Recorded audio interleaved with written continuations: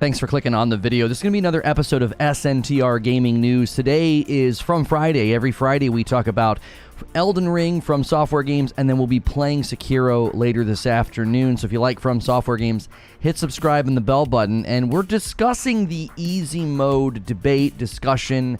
Will Elden Ring be too easy? And right here at the beginning of the live stream, I do a segment that I record for another channel, but the video that you've clicked on should be pretty long. If you like those discussions, make sure you're here for them. But this is an SNTR update. The Elden Ring gameplay feedback has been pouring in, and virtually all of it is positive, but it is starting again the debate and the discussion about how easy will the game be, and should there be an easy mode. If you like these SNTR updates, hit subscribe and the bell button so you don't miss my uploads, or check out where I live streamed this over at SNTR Gaming. So I want to break this down in a couple of ways because this has been an ongoing discussion, and I do want to talk about how there has been some narrative about Elden Ring, even from the developers themselves, about making the game more accessible and approachable, but not necessarily easier. I also want to talk about the current feedback from the community and how their experience might be shading their opinion, and ultimately telling people to just wait. So let's just talk about making a game more accessible and approachable.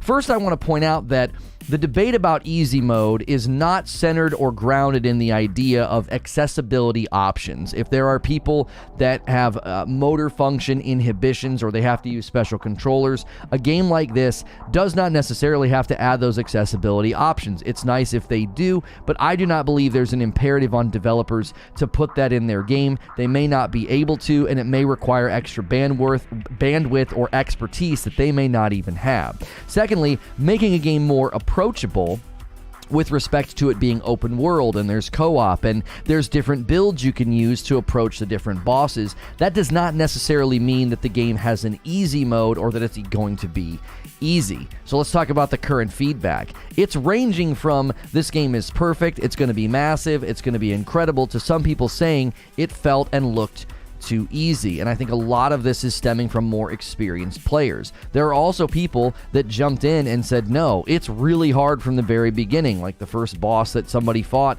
they had a lot of trouble with it. And that's generally what you would come to expect from a From Software game. However, I do think people need to remember that experience leads to early ease. If you're familiar with From Software games, it's not going to be like when you jumped into Sekiro and it was completely different than Dark Souls, and you probably got your head caved in for a while before it sort of clicked. Now, Sekiro didn't click for some people. They ended up not liking it as much as Dark Souls, which makes sense. I've been adjusting myself off stream because it is just so different than the rhythm of the fighting and the combat that I experienced in Dark Souls 3. But if you go into Elden Ring with all of that experience and all of that sort of backlog of memory and muscle memory, the game's going to feel a little bit easier in the beginning. That doesn't mean that the game's going to be easy. It certainly doesn't mean it's going to stay easy. I can't see any From Software game maintaining a sense of ease or relaxed posture for its players. We're hearing from other people that have seen more. Maybe they can't show, maybe they can't say more, but we're having plenty of people saying, ultimately, hear what I want to say at the end of the video. Just wait, okay? It's From Software. I gotta imagine that about halfway through this game, I don't care who you are, somebody, some boss, some section, some area of the game is going to absolutely cave your head in. You're going to get your teeth busted. There is no way From Software has spent the time and the love and the passion that we've seen evidenced in this gameplay. There is absolutely no way they're going to spend that amount of time and then dilute their game with making it quote-unquote easier.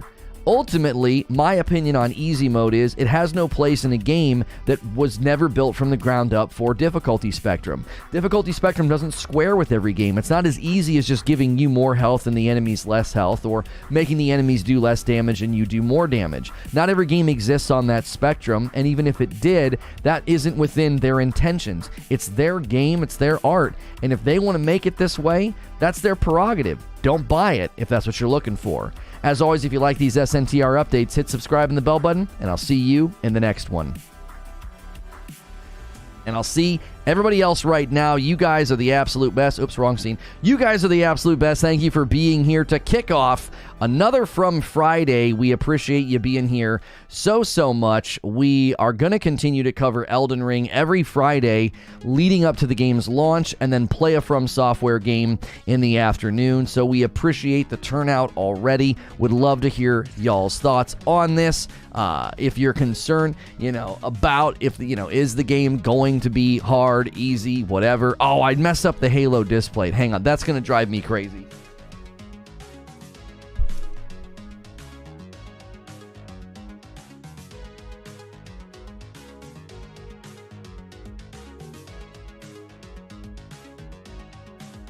When those little LEDs peek out, like it's gonna absolutely drive me nuts. Like the entire stream, I'm gonna be like, no, I can't have that. Make sure and smash the like button. Give us our first 100 likes. Did Butterfly click? So I was playing Madam Butterfly last night, and after you told me what you told me, I didn't have a chance to go back and apply it. I am not deflecting. I am merely... What I was basically doing, Eugene, is I know there's a couple of her attacks that I can fully block and then get the, whatever it is, what's it called when you block and then swing when they're done, or you dodge and then you swing when you're done dodging. I'm basically just doing that, and I was just whittling her health down. Oh, sorry, Christina. Oh, sorry, Discord. I'm here. That's basically what I was doing. Counterattack, that's it. So I was basically using dodge for her aerial stuff, and I was using the counterattack after blocking when she would do... She's got one where she swings, and she foot stomps. So I would just like block, counterattack is what I was doing. And then when she would go up into the air and do her red attacks, I would just dodge or run out of the way and then circle back on her and hit her. That's all I was doing. Which, running in that game seems like it might be super cheesy for some fights. Like, you can literally just run circles around her and the drunkard if you want. It would take forever. It's not the right way to do it, but it's ridiculously effective. She's an old woman. Her posture is weak. Right. Certainly doesn't feel that way. It certainly doesn't feel that way when you're playing against her. Yo, what's good, Dusty? How are you? You could also shuriken her red attack. It interrupts her great. See, I remember doing that when I played her the first time. I do. I remember playing her the first time and doing that, and that being like a strategy that I used. Hang on, I'm on the wrong account, so I want to start a poll for you guys. Let's start a poll. The rhythm of the fight feels like a dance. Hang on, I gotta reload chat. The rhythm of the fight feels like a dance. I mean, all of them do. Yeah, the drunkard didn't really feel like a dance, Elden Ring. Are you worried it will be too easy? Yes or no? Yes or no? Are you worried it'll be too easy? I'm curious. Elden Ring easy mode is just like a continued thing. Like the Elden Ring gameplay that everybody got to experience, I'm constantly hearing folks being like, oh, it's going to be too easy, it's going to be too easy, right? Look what arrived in UK. I got a Dark Souls weapon for sure. What did I do? Oh, that's great, Hilly. I'm glad that it made it to you.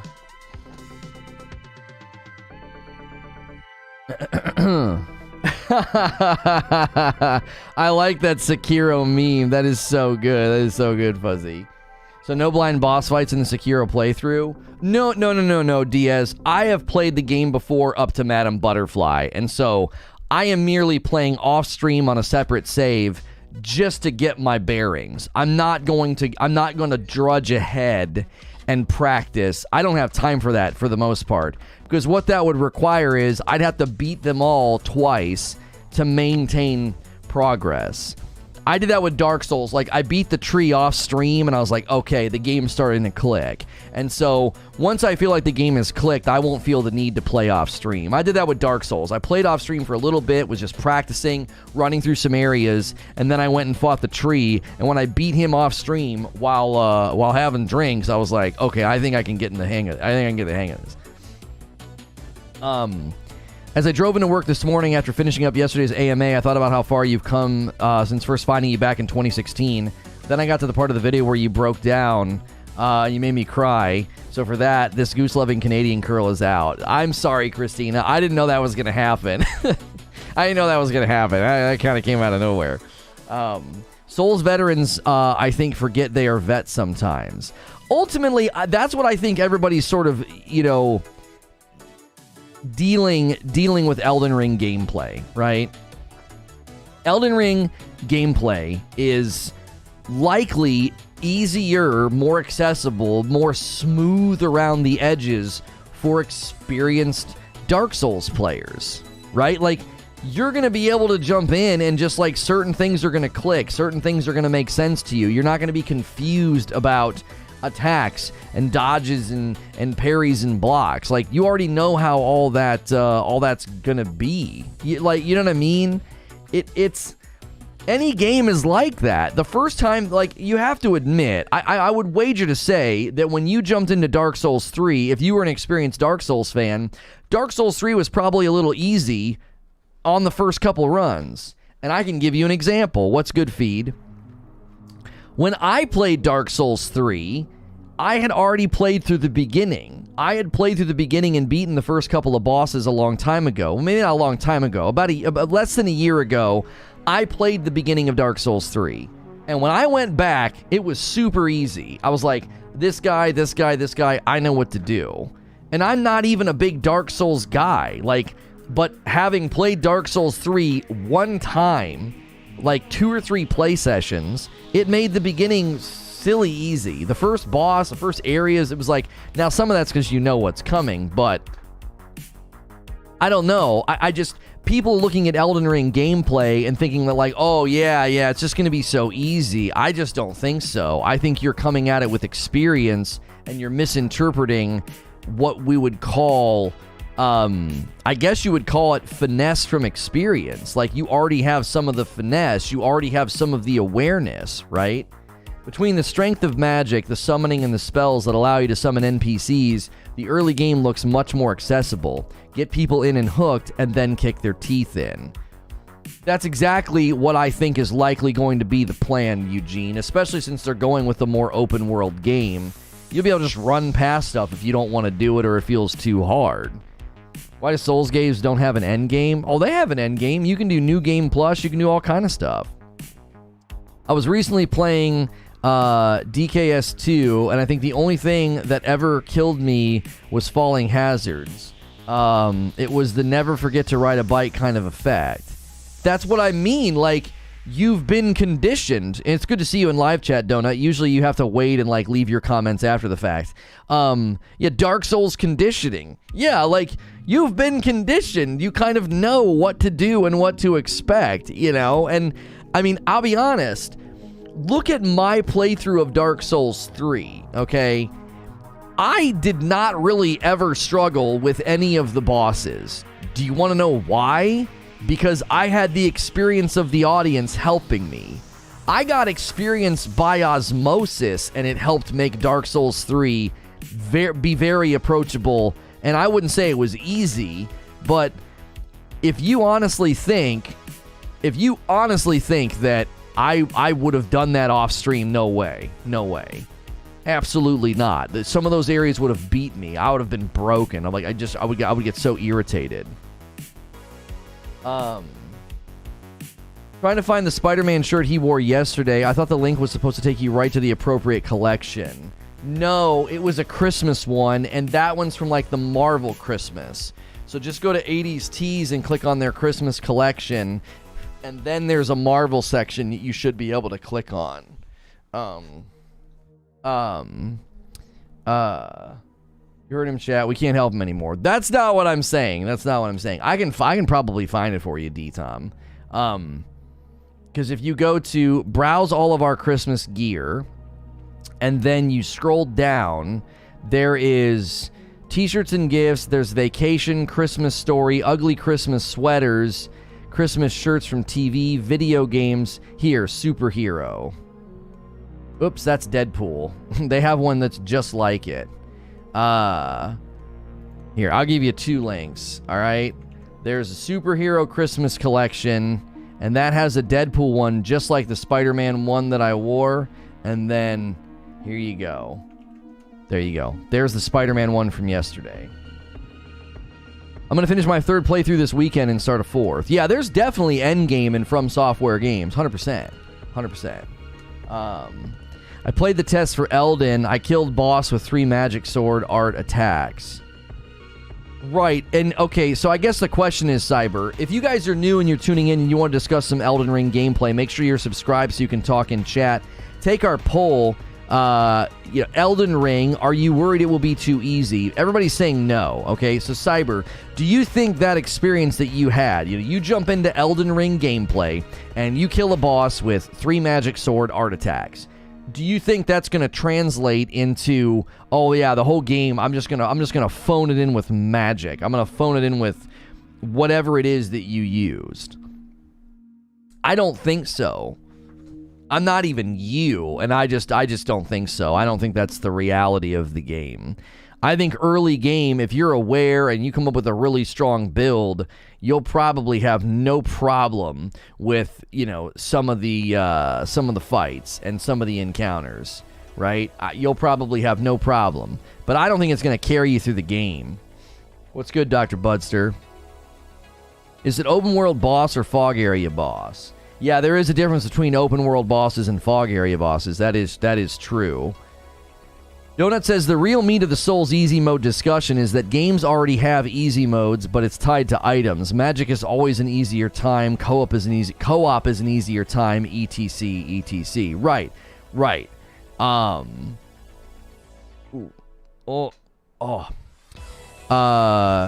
Eugene is by far the Sekiro expert. I love it. Yeah. He's gonna be our expert when I'm in Sekiro. I already beat the dragon. No hit, no dodge, no weapon, punching only. So, the open world element is going to mess people up, says Coyote. In what way, Coyote, do you think it's going to mess people up? Okay, so Cyber beat an open world boss with 3 magic sword art attack. Right.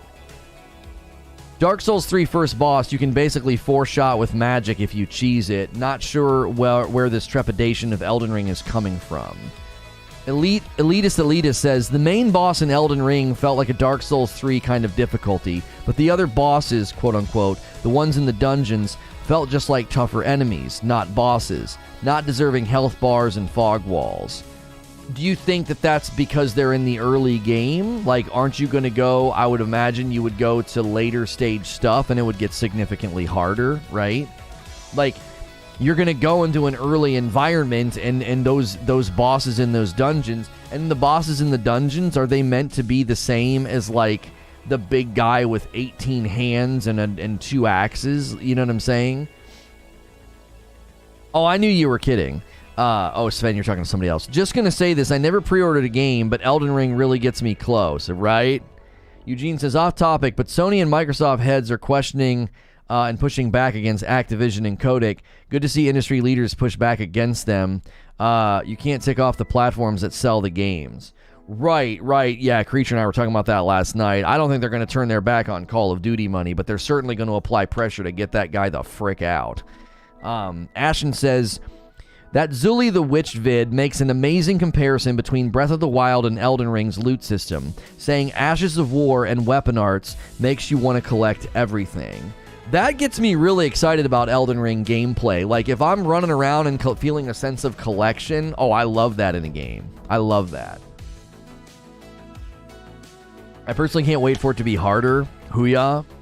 Yeah, listen, if I'm going on record and saying From Software almost wants all of you Dark Souls veterans to feel like you've got swagger and confidence, and then they're going to pull the rug out from under you. I genuinely think that that's going to happen, right?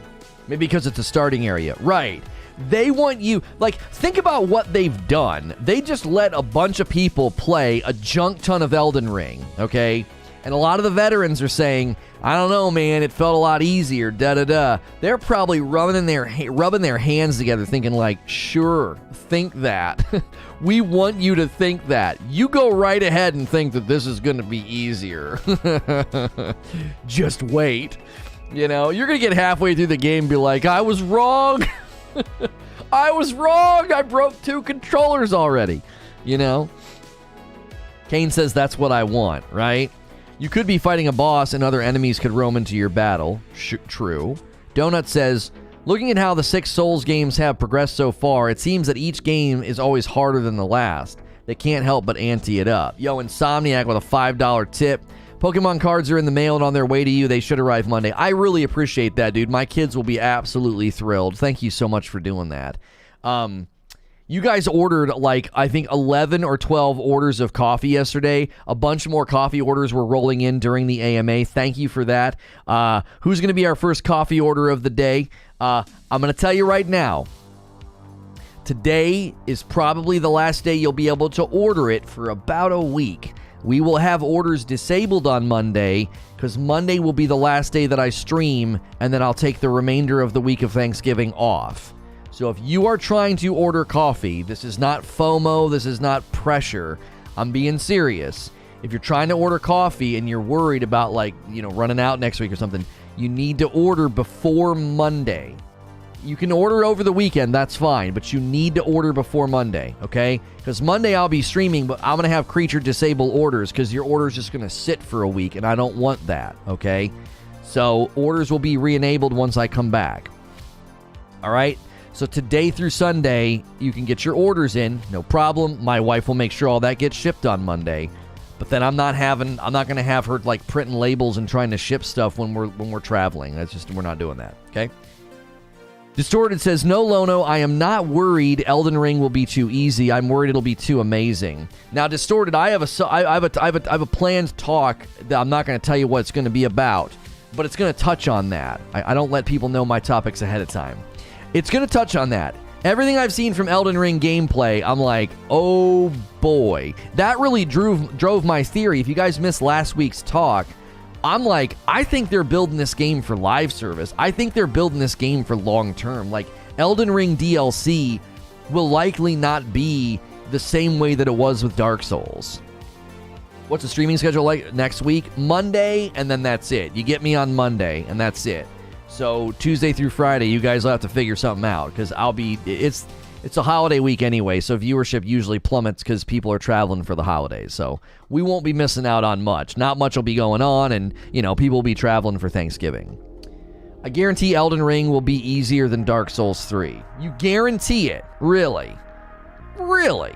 Because I just beat Dark Souls 3, and but hang on though, Ferryman. Are you thinking specifically like Nameless King, Nameless King's area?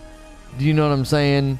Because those areas are a little like the optional areas. There are some optional areas in Dark Souls 3 that obviously are brutal. You know what I mean? Then he says, I think the network test difficulty was dialed back, so when we get our hands on the game at release, it'll be more of a kick in the face. Also possible. 5 days of Frickmas idea. 5 days of From Frickmas. From Soft Games during the holidays. Oh, golly. Yo, what's good, Derek? Elden Ring gameplay, I swear, first 10 hours will be fine, and then it'll be crazy, which is what I like. I'm seeking platinum. Nameless King isn't that bad, really? I'm curious, Ferryman, why are you saying you guarantee Elden Ring will be easier than Dark Souls? Is it the magic? Is it the classes? Is it the summoning? Is it the open world nature of the game? Donut says, I don't think Elden Ring will be easier. I get the feeling it might be shorter to compensate for the open world, though. No, I don't think that at all. I think it's going to be huge. Ferryman says, no, all of it. You did well, Lono, with the game, but you, me, and everyone will find it easier. Open world version of games are always easier. I actually hope... I appreciate you making your prediction, because if you end up being wrong, I'm pretty sure you'll admit it. You'll be like, no, I was wrong. I was wrong, Lono. Yeah, that 5th boss is an absolute monster. I don't know. It's brutal, right? I don't think the open world is gonna make the game shorter or easier, and here's why. Donut, did you see Fextra Life's video and their commentary on how they dumped 70 hours into what they estimate is 1/12 or 1/10, between 1/10 and 1/12 of the map? I don't see how that's going to make the game shorter or smaller. And if their experience is such a small slice, I really don't know if that means it'll be easier either. Some of these areas are going to be nuts. I don't know.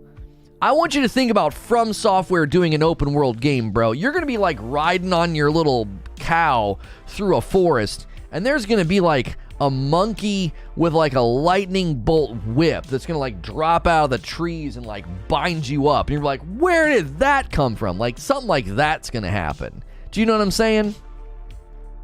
I kind of agree with that thinking, says Brutal. Overall, the open world area is easier. The dungeons will be that traditional Dark Souls difficulty.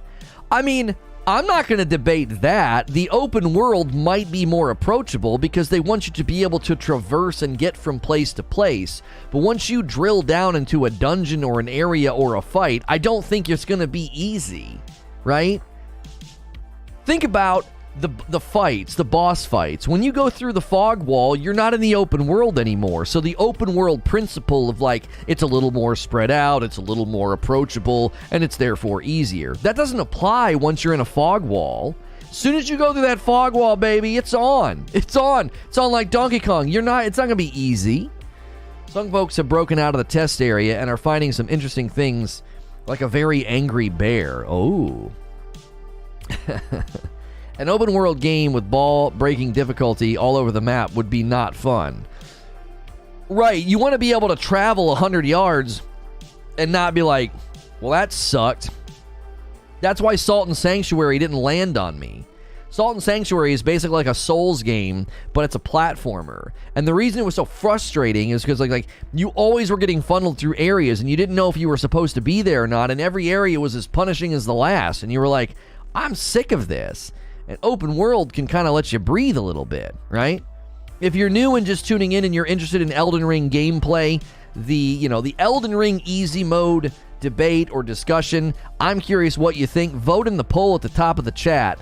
Do you think Elden Ring is going to be easy? Are you worried? Yes or no? Make sure and smash the like button. You got to be subscribed to talk in my chat. I am a safe for work broadcaster, so you can subscribe in confidence. Ferryman says, we should look at the evolution of game companies. They start off small with great ideas, then they become big and look to cater to everyone to maximize profits. I think From Software might be approaching the threshold, but the game still looks great. Yeah, I can see a thread of that, Ferryman. It's not the whole canvas, okay?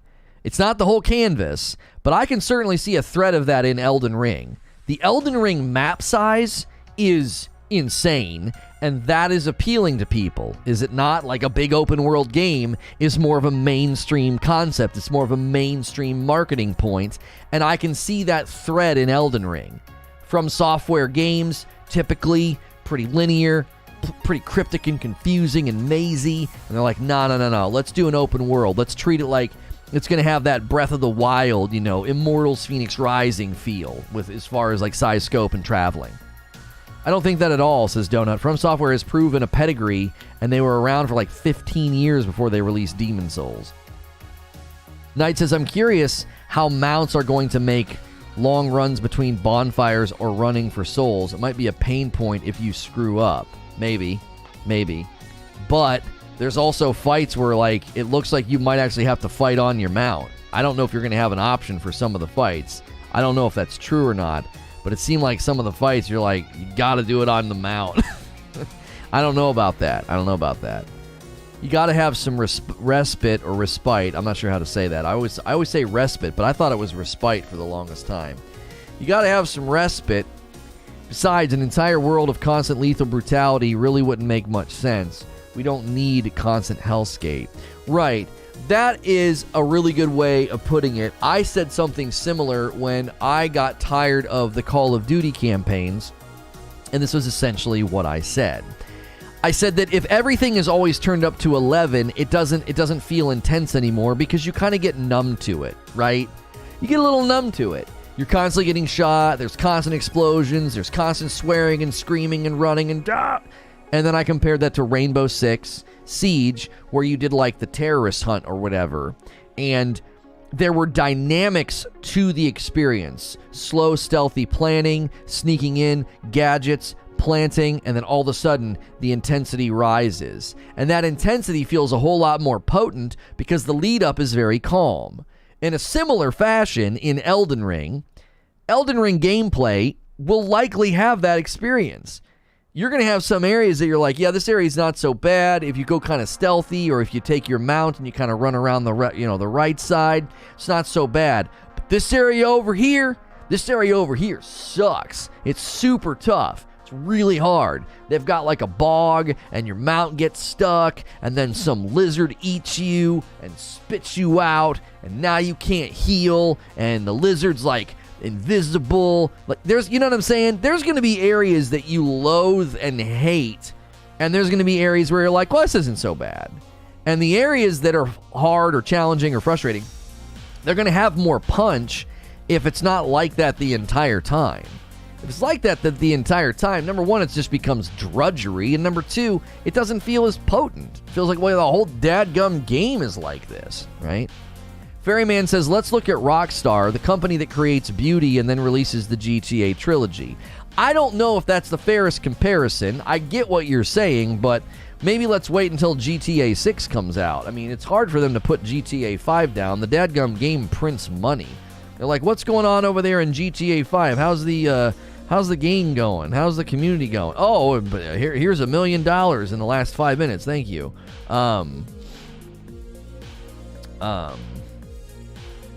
So yeah, I don't think that's the fairest comparison, because the GTA trilogy, is obviously, is a port, and it's a disaster, and we don't even really quite understand what exactly happened, right? I can think of maybe one game I've loved where there's a long section that doesn't let up and just gets harder, and the sweet relief when you get to the lull. You talking about Battletoads? Talking about Battletoads. GTA 6 doesn't exist?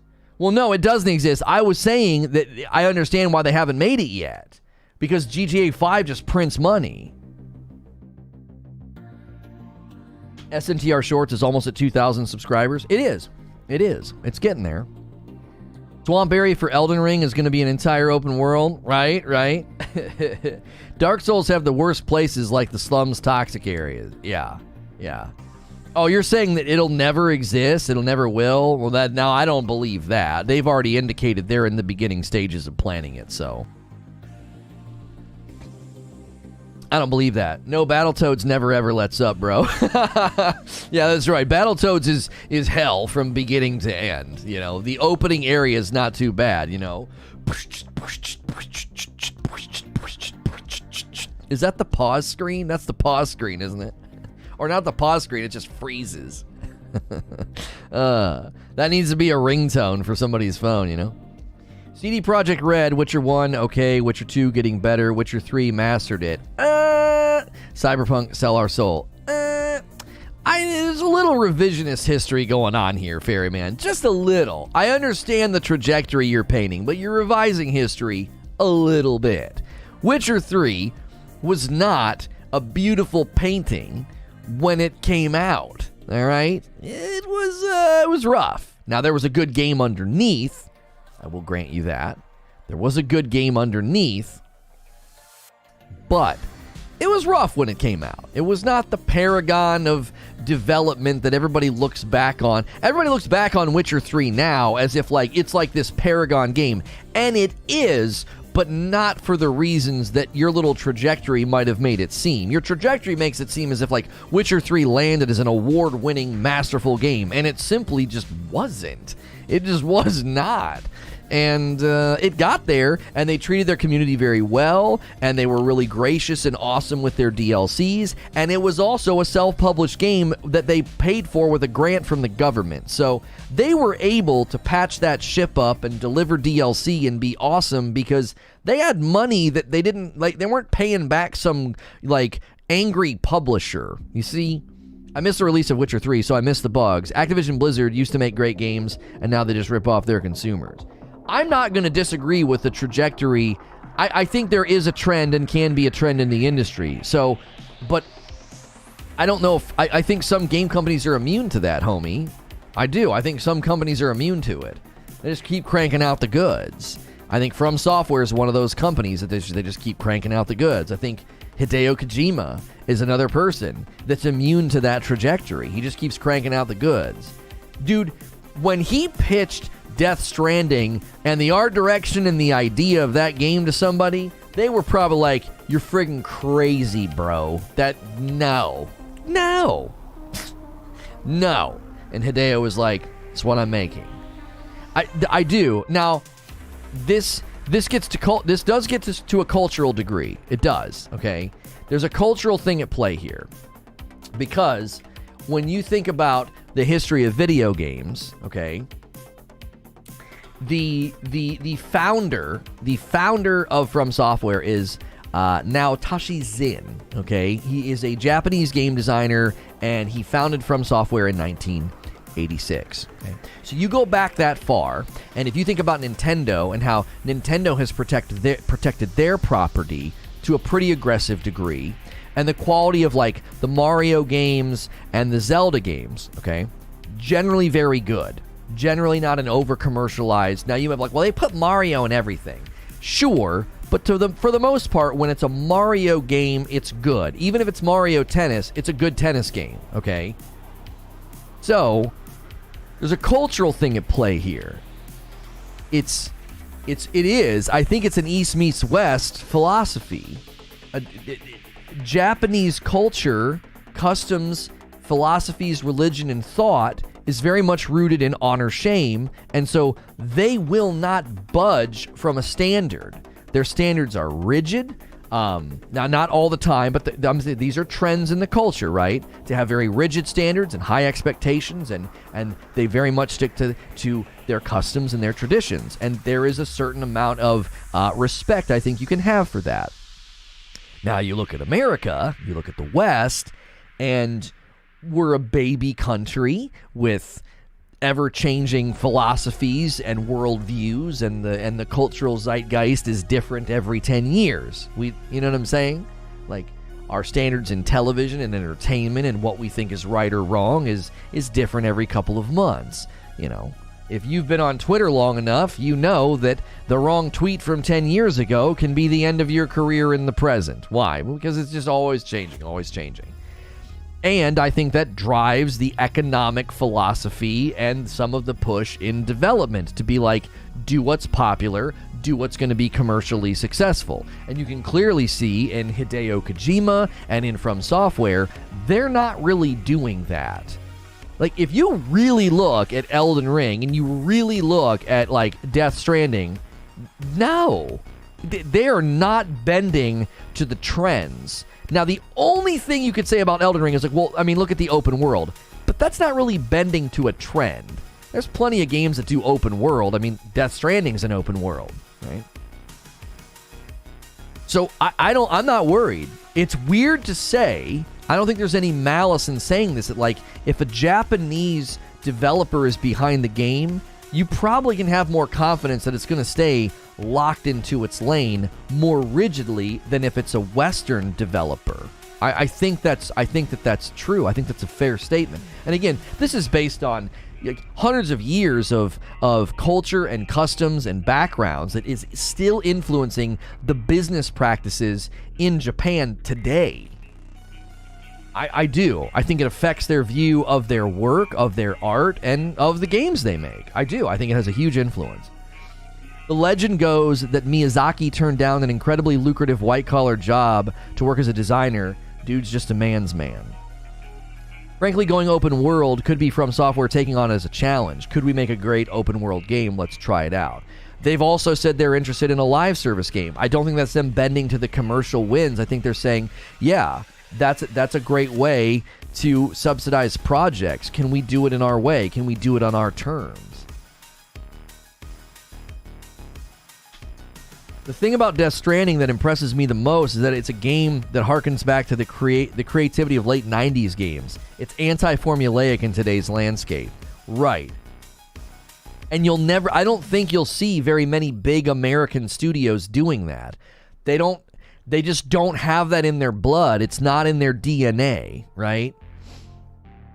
Is Konami a Japanese developer? Konami? Yeah. Well, aren't they a publisher, though? There's Bandai Namco, and then there's Konami. Konami's a publisher, is it not?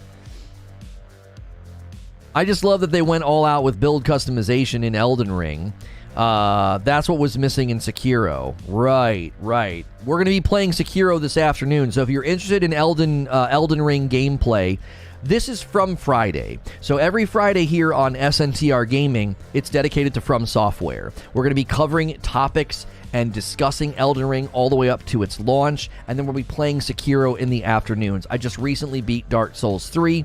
Final boss fight wasn't my best moment. I didn't like it that much. I got pretty irritated. But we just recently beat Dark Souls 3. Now, we may go back to optional areas in Dark Souls 3, like Nameless King or DLC areas, but we have moved on to Sekiro. So if you're a fan of From Software, make sure and hit subscribe and the bell button. We love seeing names in chat that we really don't see during the week. During the week, this talk show covers New World or Halo. We covered Lost Ark. We're covering a lot of different games and gaming news. Konami is a publisher and a creator. They do both. Yeah, I'm fairly certain they're based out of Japan. I'm fairly certain that they are. And they obviously are the ones that had all the weird stuff with Kojima. It looked like they were totally in the wrong. I mean, I don't know. I mean, obviously, we got a piece of what happened. We don't necessarily know every jot and tittle, but it did seem that they treated Kojima pretty poorly, as well as his property pretty poorly, and it's good that he's on his own now and working with Sony. I think Sony and Kojima are a match made in heaven. I think their platform and their vision and philosophy for the games they want, I think that is just the perfect dovetail with the genius that is Kojima. And I remember everybody talking about how Death Stranding looks stupid and people only liked it because of his name. And I'm like, no, I think it looks interesting because it looks interesting. Like, most trailers are hype and cars exploding and, some gritty, lead guy being like, smoking a cigarette and being like, yeah, gotta get back in. Like, it was so not cliche. It was everything that games right now are not. That's why I found it interesting. He's working with Microsoft? No, he's not. No, he's not. Kojima's... What do you mean? Death Stranding is a PlayStation game. I'm fairly certain his development is backed by Sony at this time. Dominus Regius with a Tier 2 membership. Thank you so much. Enjoy the dope badge and emotes. Thank you for opting to do a Tier 2. If you guys want to support the channel directly, subscribing is free. The join button is a membership, and that is paid. Death Stranding was a slow start for me, but once you get in, you're in. Keep up? What do you mean keep up? What's he working with Microsoft on? When did that switch happen? They just released the Death Stranding Director's Cut. What project is he working on with Microsoft? Is the Death Stranding a limited exclusivity? Not Death Stranding, but he is working with Microsoft. Microsoft just completed the purchase of Japan, the country. Hideo Kojima Xbox cloud game. Oh, he's working on them with a cloud-based video game. Hideo Kojima and Microsoft are reportedly making a cloud-based video game. Oh, I hadn't seen that yet. I hadn't seen that news. Now, that doesn't mean that they're funding his company, Kojima Productions or whatever it's called. I thought for certain that was like partially funded or owned by Sony. I could be wrong. Death Stranding is a Sony game, but he's doing an Xbox game too. Just because he's working with Microsoft, I would be interested. What's it called? Kojima It's Kojima Productions? Is that the name of the company? It was founded in December. Its parent company is Konami Digital Entertainment, but that ended in 2015. So who's the parent company now of Kojima Productions? You're doubting again? Come on, it's Microsoft. I'm not doubting that Microsoft's involved. I just, you made it sound like, oh yeah, I thought you were saying that he's like owned by them or something. Does it have a parent company right now? Independent Reformation. Okay, here we go. On December 16th of 2015, in a joint announcement with Sony Entertainment, Kojima announced that his company would be reestablished as an independent studio with artist Yoji Shinkawa and producer Kenichiro Imaizumi. The studio announced that it would develop a new franchise for the PlayStation 4. Okay, so he's independent, and then Sony funded Death Stranding. Got it. It was released on Sony Entertainment. In 2019, the PC version was released by 505 Games on Windows. Okay. So he's completely independent. All right, there you go. When that announcement hit, I thought Sony was scooping up Kojima Productions. I misunderstood the announcement at the time. The way they phrased it, right? The way they phrased it, I was like, oh, they scooped him up, which I'm surprised they haven't done that. He may be like, y'all ain't buying me. I don't want to get into the same problem I ran into last time. You know. The network classes will not be the classes upon release. So when Elden Ring release date happens, Crash, will they be trickled out or will there be more? Maybe he'll get Rick Grimes on the Xbox game. Yeah, right. Was Death Stranding built on a new engine or same as Metal Gear? I don't think it was a new engine. I think it was an updated version of an engine they had worked in before. I'd rather Kojima just do his thing and not be tied to anyone. Exactly, he wants creative control. It makes perfect sense that he's not owned by anybody. When I remember the announcement, I interpreted it the wrong way, basically. Okay, your display delivery is scheduled for today. Okay, I swear to frick, if you guys do it again today. I went back and looked, and they had... This is just how stupid their system is. It was my address, and then for address lines 2 and 3 was city and state. And I'm like... Nobody looked at that and figured it out? Whatever. The game engine he uses is the Decima, which is a Guerrilla Games engine that Sony owns. Oh, really? That's encouraging for Horizon Forbidden West then, because everything we've heard about that is that they're really pushing that game, and it's that engine. If you guys are just tuning in and you're interested in Elden Ring gameplay, I have a poll at the top of the chat. I want to know what you think. Elden Ring. Are you worried it will be too easy? 345 votes already. Thanks for the great vote turnout on the poll. Thank you for the strong turnout in the audience. We weren't really sure about covering From Software exclusively every Friday, and Elden Ring being, not coming out for a while. So we appreciate you guys tuning in. If you want to see From Software coverage and Elden Ring coverage and gameplay and all that continue, make sure you're here on Fridays to really help these days go well. That is something that we're very encouraged by. So hit the subscribe button if you haven't already, and hit that like button if you haven't already. We appreciate you guys being here. I love seeing new names in chat as well. I love seeing people in chat that aren't here really during the week for the other coverage. That is awesome. If you subscribe to the channel and you generally only show up on Fridays, that is totally fine with me. That support is a form of support, and we appreciate that. Donut says, Elden Ring classes are just like starting profiles in Souls games. It's hard to even really call them classes. I just like the Prophet. He has like a wheel around his neck. I'm like, what the frick is that? He has like a Friar Tuck haircut and then like a wheel around his neck. I'm like, why? What is that?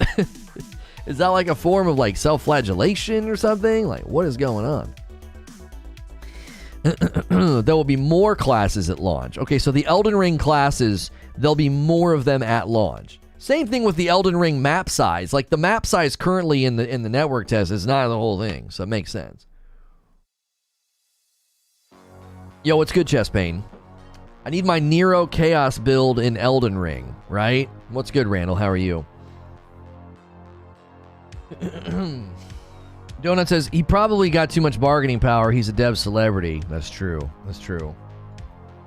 I am still slightly laggy in New World. Is it normal in cities? Yes, Monochrome. You'll get a little hitchy in cities. There's a lot of people there. It's a lot to render and process, so. Don't question it, Lono. It's a style choice.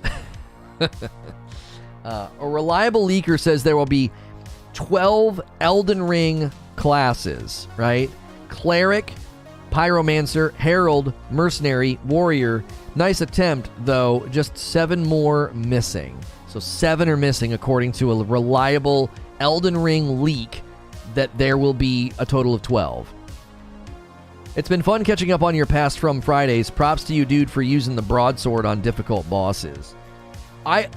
If people would shed their ego a little bit, because I know some of you Souls guys get a little bit of an ego. If you shed your ego a little bit, I think you would respect how inexperienced I am and how bad my build was for some of those fights. Like, just me being a stubborn mule, just going in and just doing my best to just make it work. Not brute force, but use my brute raw determination to force my way through fights. Come on. Give me a little bit of credit here. A not very experienced non-Dark Souls player just beating his head through the game with a friggin' broadsword. And then at the end, I felt like the katana changed things for me. You know what I'm saying? Lono just loves the face tank damage. I'm stubborn, man. I'm friggin' stubborn. I take it personal. I do. I take it very personal when they hit me. That's brute force? You just described brute forcing? No. Brute forcing meaning you don't do it in the way that it's intended. None of those fights have intended approaches. I don't think so. We don't respect, says Kane. Chad, the broadsword enjoyer. You want Elden Ring to be easy, just go full magic. Magic's notoriously busted in Souls games. Sure. Somebody said that this morning. Tronald says, I absolutely respect your effort. You did solid, my dude, but you complained about non-issues, I think. That's just part of the process. Are we going to pretend that all of you Dark Souls veterans didn't do the same thing in the privacy of your living room? Come on, that's not fair. Come on. Don't sit here and act like you calmly played through every Dark Souls and just accepted everything. Yes, that was completely legitimate. That hitbox is totally fair, and yes, he got me. No. No. Can I have recordings of all of your first attempts, please? I would love to see how calm and resolved you were. Get the frick out of here. Get out of here. That's part of the process. Souls veterans forget themselves, man. You forget yourself. You're like, can't believe this guy's complaining about that. Right, yeah, you didn't complain about stuff your first time through, or misread animations, or not understand why you're getting hit. The reason why magic is so efficient is that it's good damage at range. Range is the real secret. Running around with a bow also makes things way easier. Yeah, a lot of the bosses in Dark Souls 3, they unless they had a mechanic to punish you for distance, a lot of the bosses were like, duh, what do I do? He's far away. They didn't know what to do. Their aggro circle, was 20 yards big. You get out of that 20 yards, and they're like, huh? Let me just slowly walk over here. He'll come back. He'll come back, right? Is he going to come back? What's he doing over there? They don't know what to do. You're just outside of their aggro circle.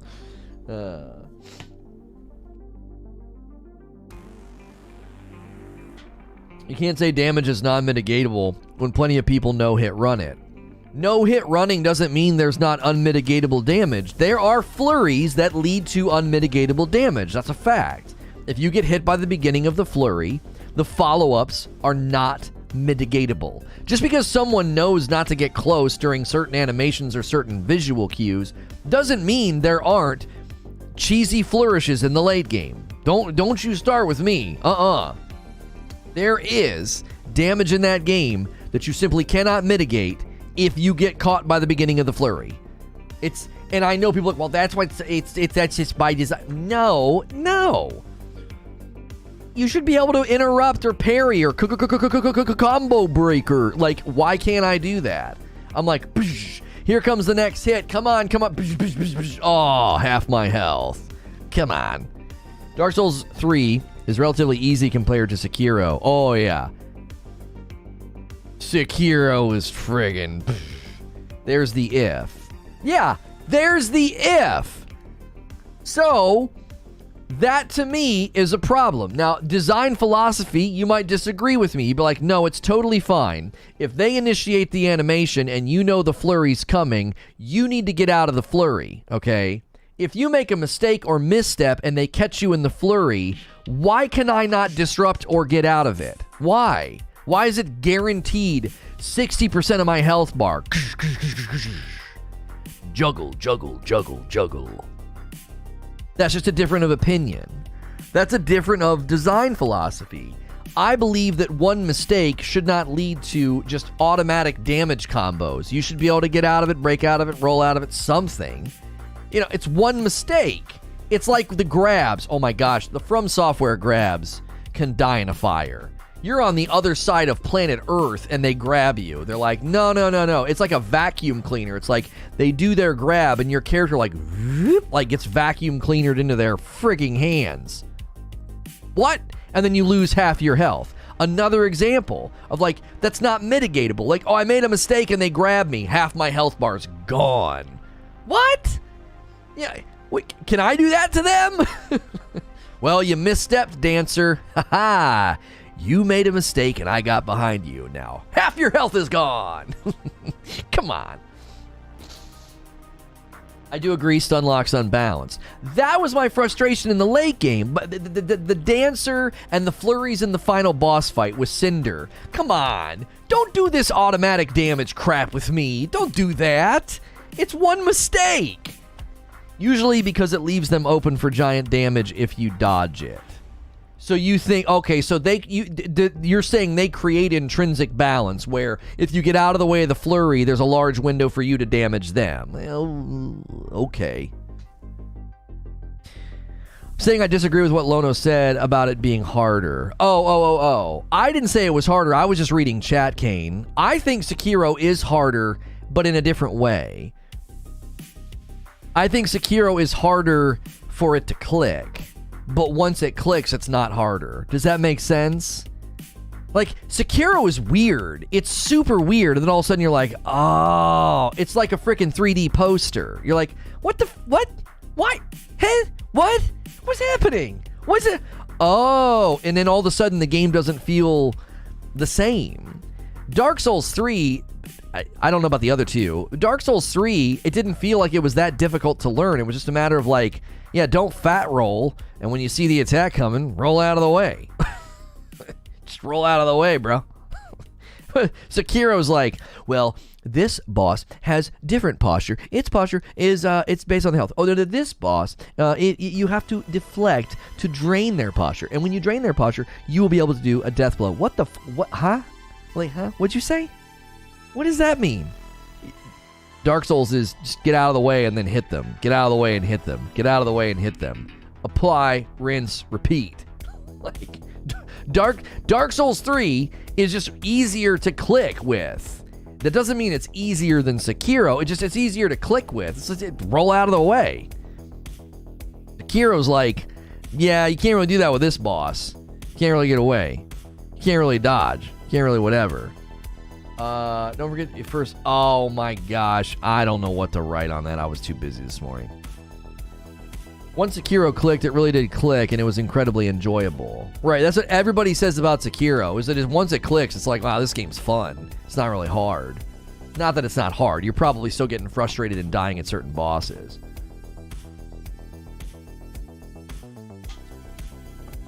I could see Lono losing his mind with Gael. If you don't dodge him perfectly second phase, he gets you with chip damage, and yes, I love that fight.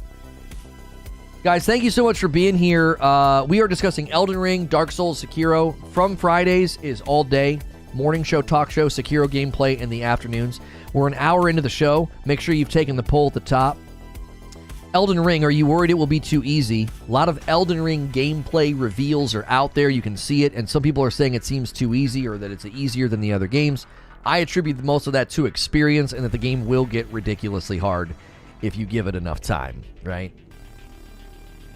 So I think Sekiro lets you enjoy more of the game. Sekiro's Spider-Man grappling hook makes all the between areas way more enjoyable. Yo, DP Sage coming in with the membership, second membership of the day. Thank you so much for clicking the join button. We are inching our way closer to 400 members over here, and we appreciate that. We did add a new emote yesterday, Lono Brain. I think if we get like another 100 members or something, or maybe 50, we'll have another emote. So thank you so much. Enjoy Lono Brain. Draxer says, the most problems that I had with Dark Souls 3 is atrocious cam work. Oh, I raged about that in a couple of videos. 90% of my deaths was because of instead of the opponent, I saw my butt 24/7. Homie, I freaking lost it against Pontiff Sullivan. I had Pontiff Sullivan on the ropes my third try, and the camera freaked the frick out, and then I was dead. My third try, I had Pontiff Sullivan on the ropes. This guy's done for. And the camera's like, bloop, bloop, bloop, and I'm like, huh? Dead. It's like, what happened? And then one of the Dancers of the Borealis or whatever, those guys can freaking die. Dancer of the Borealis, they're like, yeah, he's down here, come down here around these steps, and he's in a closet. And you're like, what? And the camera's like, brr, brr, brr, and you're dead.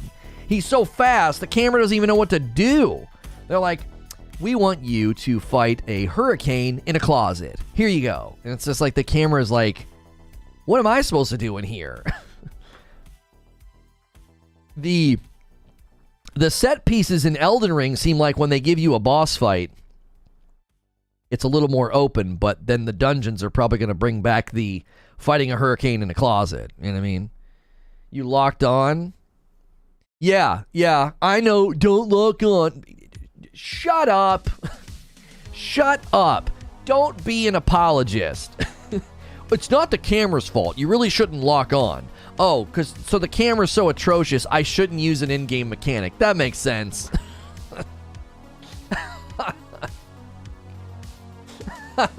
Yeah, the camera's so bad, Lono, you should know not to use the camera. Really, it's your fault. It's like buying a car, and they're like, really, it takes left turns very, very poorly, so it's really your fault. Just take all right turns. What? It's not our fault. It's not a design flaw in the car. It's your fault. Don't take left turns. Like, come on. It's like, what? Where's that logic come from? Insomniac Black with a $5 tip. It warms the black lump of coal I call a heart that you're getting more coffee orders and memberships more frequently. The rudder is turning. Thank you, Insomniac. Yeah, the coffee orders have been super encouraging.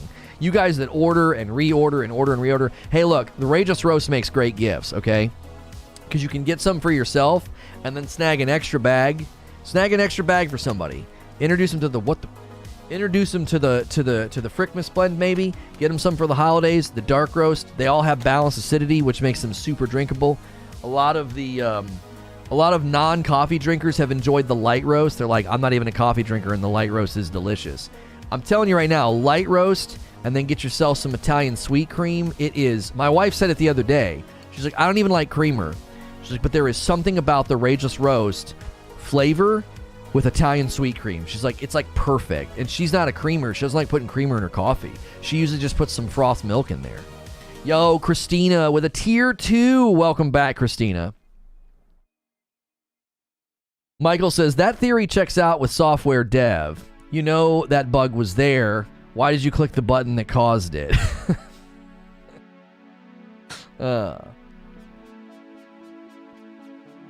The only time I don't lock on is for groups and squads. Right.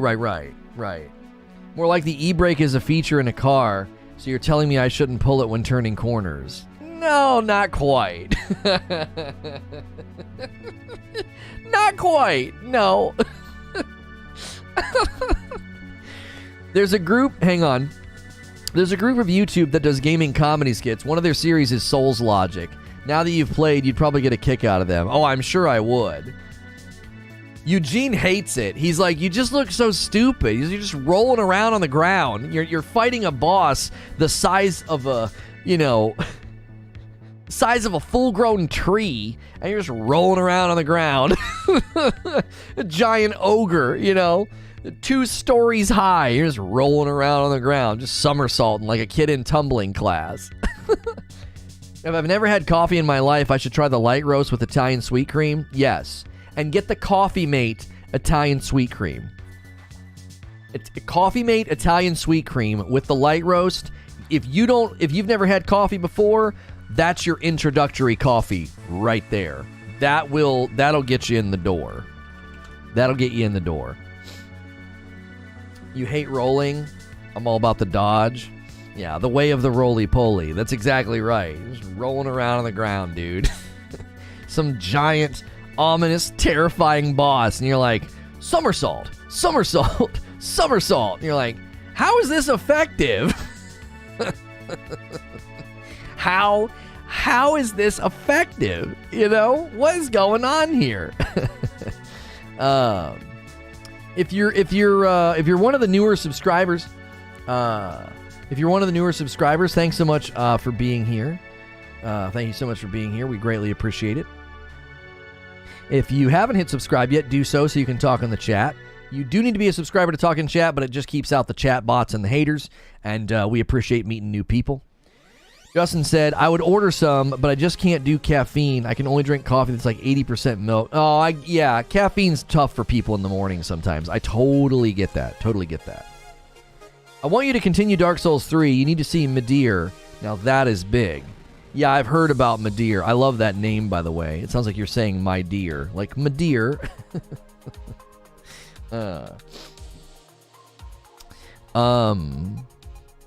The evolution of graphic. Why am I getting these? Oh, it's a newsletter from there's these marketing companies that send me these newsletters, and they're helpful about stuff going on in the gaming industry. But sometimes it's like, why am I getting this about graphic design? What the what? I got frustrated by Lady Butterfly. Her combat is, she's horrible. She's like, you were just a puppy after she kills you. I'm like, you freaking senior citizen. I just want to see Lono go up against Nameless King. Here's the thing with From Fridays, okay? If you guys keep supporting From Fridays, then all of that will happen, okay? If Bloodborne gets remastered, there'll be a Bloodborne playthrough. We'll go back and do optional bosses like Nameless King and DLC. We'll go back and play Dark Souls 1. We'll go back and play the Demon Souls remaster. You guys keep supporting From Friday. You show up for the Elden Ring conversations, and when we play Elden Ring, I expect some good things from that. Then you got no worries. You'll get to see all that content. Lono freaking losing his mind playing Nameless King. You freaking cheap, bruh! Like, you'll get it. You'll 100% get it. Nameless King would probably be great to do right before Elden Ring, since they share a similar aesthetic. I know, Donut, you've been like big evangelization in my comments after I'm done streaming. You're like, you really need to keep going and do all this other stuff. I'm like, I know. All in good time, my friend. All in good time. Good news is if he does Nameless King, then he has to do Champion Gunder to get there, and I think he's my favorite. I think a lot of people have said that it's like Gunder, Nameless King, and Midir are like the 3 toughest in the game or something. And then there's people who are like, he's not that difficult. I saw Dark Souls 3 for sale on Nintendo Switch, but I don't know. Oh, I don't know if I'd play it on the Switch. You got to get solid 60 frames from a Souls game if you're going to enjoy it. I know people are like, well, what about Bloodborne? I don't know. I don't know if I would play a Souls game on the Switch. Unless you've got a Pro controller, and unless they've really optimized it, I'd be worried about frame drops in that. I don't know. I'd be really, really worried about frame drops. Gunder's the most fair fight. I think Lono would like him best. I really like Pontiff Sullivan. If there wouldn't have been camera freakouts, I really liked Pontiff Sullivan. I thought that fight was fair. I thought Dragon Armor was very fair. The guy with the arrows wasn't bad once I realized why I was jumping. The guy with shooting the arrows in the sky and then they would come raining down. I liked that fight pretty well too. I really wish, Yorm was a legitimate fight and not a gimmick. Didn't like the dancer. I thought she had too much stunlock trash, as I called it, in her fight. She was beautifully designed. I loved her false starts and her trickery, but her stun lock, I don't know, it just tilted the frick out of me. And then Cinder was great until I started really analyzing the fight, and then I didn't like Cinder. Cinder is amazing looking, and I love his animations, but the inconsistency on the ground with like just not rolling because you're on like a slight incline or you touched a pebble, get the frick out of here. There were so many times I took massive amounts of damage because I'm standing on like an uneven part of the ground. I loved the princes, the twin princes. I thought that fight was phenomenal. Once I learned not to go in the room, that early teleport was what was just getting me. After I figured that out, I loved that fight. Twin princes was very enjoyable. Gundar and Gael like really encapsulate the feeling of success that Souls games give you. They're like battles of adversity. Personally, I hate Fried Fight. The third round is just horrible. Gale, Gundar, Madir, Fried, any of those are awesome. Nameless King is just the wyvern that's hard. Sunlock trash, you say? Check out Sister Fried.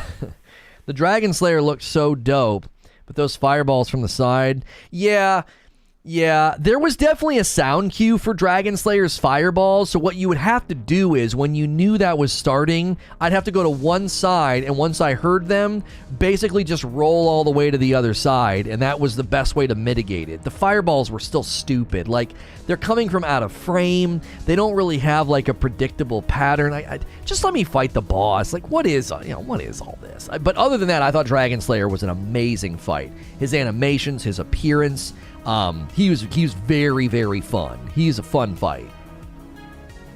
You gonna hit 60 in New World next week? Yeah, we should be able to hit 60 in New World, no problem. I'm in no hurry.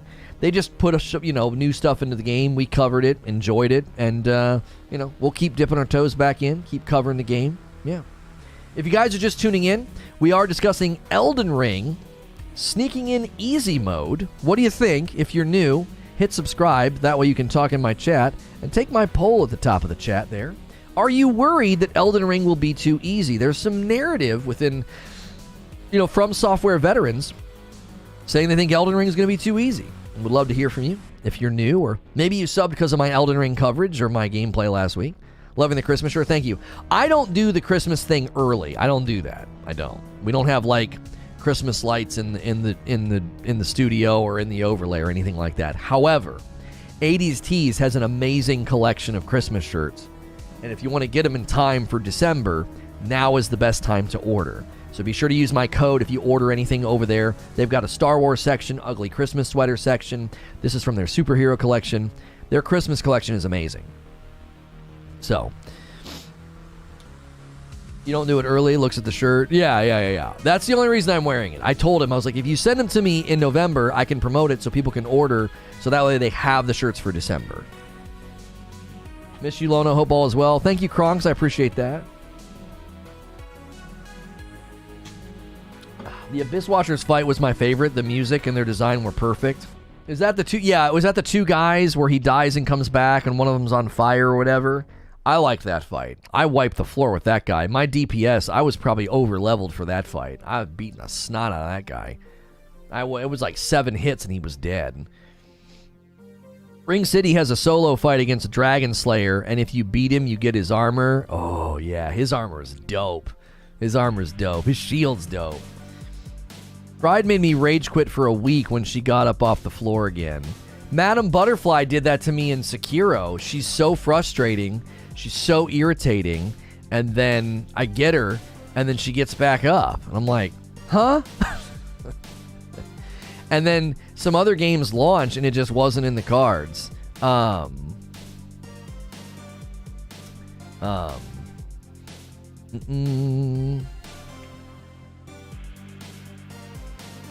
Sorry, just responding to a tweet. I was in tears yesterday, man. It was a fantastic SNTR episode. Thank you, Mythrax. It really was. I put a clip up on Twitter. That needs to get some support. I don't, if you guys still use the platform or still follow me. That clip this morning is a very important aspect of yesterday's episode. So thank you. The support yesterday was phenomenal. Hey, Lono, I didn't get a chance to tell you yesterday. I was busy at work, but I'm glad to see you trying to make content again. Good luck to you and your fam. Yeah, more Sekiro today, Skiffy, after this morning episode. So if you've never been here before, every Friday has been called From Friday for, I don't know, couple of months. And we worked our way through Dark Souls 3 in anticipation of Elden Ring. We have decided to make From Friday all From Friday. So even the morning show now is going to be about Elden Ring. So if you're a From Software fan, Souls fan, if you're looking forward to Elden Ring, be sure to hit subscribe. That way that you don't miss these shows on Friday. And now we are working our way through Sekiro. I will tell you right now, I am not a Souls guy. I am not a From Software guy. I am slowly becoming one. And so I am good, but I'm like rough, right? I'm rough around the edges. I'm like the guy that can hit the home run, but I do it just swinging like I'm chopping down a tree, right? I don't have the form and the finesse and the experience that some of you do. So just be fair warned, when you watch me play these games, you'll be like, my gosh, what the frick is he doing? Some of that comes from my inexperience. Just want to say I've been looking for you on Purple and couldn't find you. When did you start streaming on YouTube? Thanks, Lono, for making my Friday so much better. Well, thank you, Roger. It's brutal. You think it's all over, and then bam, she's back up. The crazy thing is when I beat Madame Butterfly the first time, I wish we had that footage. We don't have that footage because it was on Purple. I had no health left. So beating her, getting that initial death blow, I had nothing left. It was so intense. It was exactly what you would want. Like, this dude had no health left, and he got it. And then she gets back up, and I'm like, what the and I'm dead. I want to see Lono when he gets the loot and thinks he's won. 3 stages in the Sister Fried fight. I was so ticked. This interview is great from the Halo GOAT. Halo Infinite, the big interview with 343 head of creative Joseph Staten. I got to admit, if they give us more customization in Halo for private matches, you could see some of that on a Friday night. I just want to be able to go and like play with you guys and do like rockets only, or just goofy stuff. I don't want to like have sweat fest with you guys, but since it's free for everybody and it's crossplay, I'm like, come on, man, let's go. Sekiro, shadows die twice. Come on, it's in the name. Oh, shut up. No, that's not, no. Lono fighting Sister Fried is going to be friggin' gold. Clip heaven. Hero hard because no Claymore. That's right. Guys, really, Elden Ring gameplay, it's going to be pretty easy. Just find wherever the Claymore is, and then easy clap. It's over, Walk to the end of the game. That's all you need. They asked him about it being a live service. Joseph Staten said, well, today, unfortunately, I can't say absolutely nothing about any of that, but I will say that Zeta Halo, the new ring that you find yourself on, is known in the Halo universe to be the most mysterious of the Halo rings. It has millions of years of secrets. It's certainly a really rich place to set new stories, and we're eager to explore those in the future, but I can't say anything about that today. That's an answer. That's an answer. If you're not doing live service, if you have no plans to build live service, you would say that. That's an answer. And he's telling you without telling you. He's telling you without telling you. Chrissy taking hold of a lavish Squid Game themed party. I don't know how I feel about this. Way to miss the entire point of the show. I've not seen anything about that. Bear better have his streamer his angry warning ready. I need a fair warning before laughing at Lono's pay point. Jump King. Oh, frick Jump King. Frick Jump King, dude. Seriously. That's my review. They're like, you know how they do those really dramatic trailers like, Jump King is now available on Nintendo Switch. And it's like, 7 out of 10. I hate this game. 9 out of 10. I can't believe I played this. 8 out of 10. Lono. Frick Jump King. That's it. That's my review. Ghouls and Ghosts is claimed to be the hardest game ever made. I used to love it. Never got past level 1. Really? Would you consider ever shoutcasting Elden Ring PvP between members? I I don't know, Diaz. I know you guys want shoutcasting. And I love shoutcasting. And I know you want split screen to return. And split screen was something I was very proud of. I really was proud of it. It was original. It was very well done. It seemed like a genuine, honest-to-goodness esports casting desk. I was very proud of that. And, you know, if we pull that out of the closet the way we pulled Rageous Roast out of the fire and brought it back to life, I'm here for that. I'm here to be like, you know what? Here's one more thing I'm getting to reclaim, you people. I'm not supposed to call names anymore. So yeah. I mean, I would love to bring back split screen. I thought the name and the branding was just, it was everything you would want to see in something like that. It was top shelf. It was top shelf production value. Nobody's hitting that level of production value. The only one who hits a higher production value than split screen is Doc. I'll say it. That's not ego. That's not arrogance. The only person who hits production value higher than split screen is Doc. Nobody else comes close. Nobody comes close. And we can bring it back. We'll see.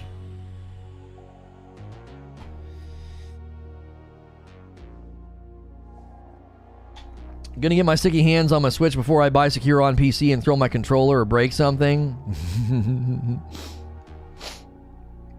I'm not going to talk and chat at all during the Sister Fried fight. I ain't taking no chances. Yeah, here comes Lono, dude. He's angry. Split screen would be a great return. Yeah. We can bring it back. We'll see. Yeah. Don't tell me you weren't threatened by me when after you get me canceled, you literally mimic all of my products.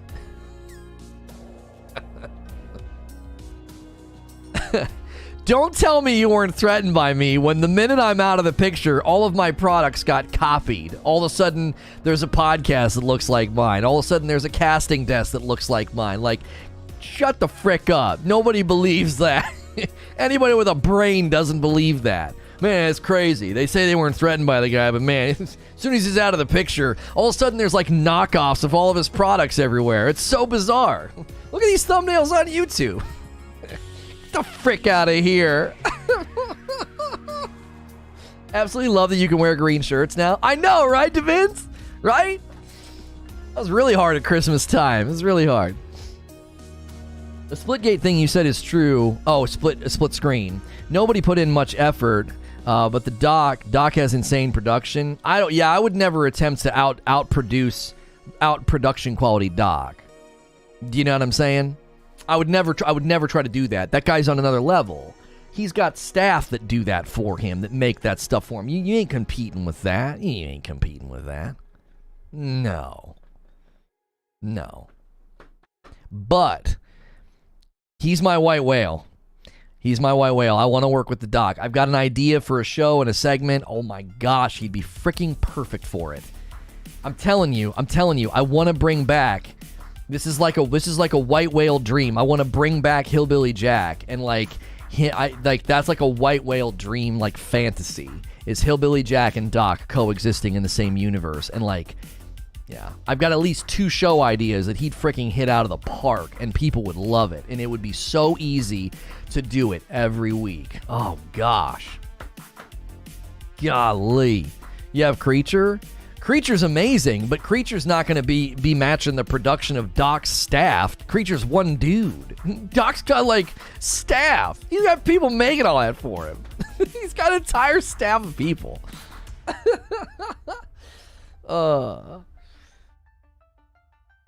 see your thumbnails everywhere now. What do you mean, Kaiser?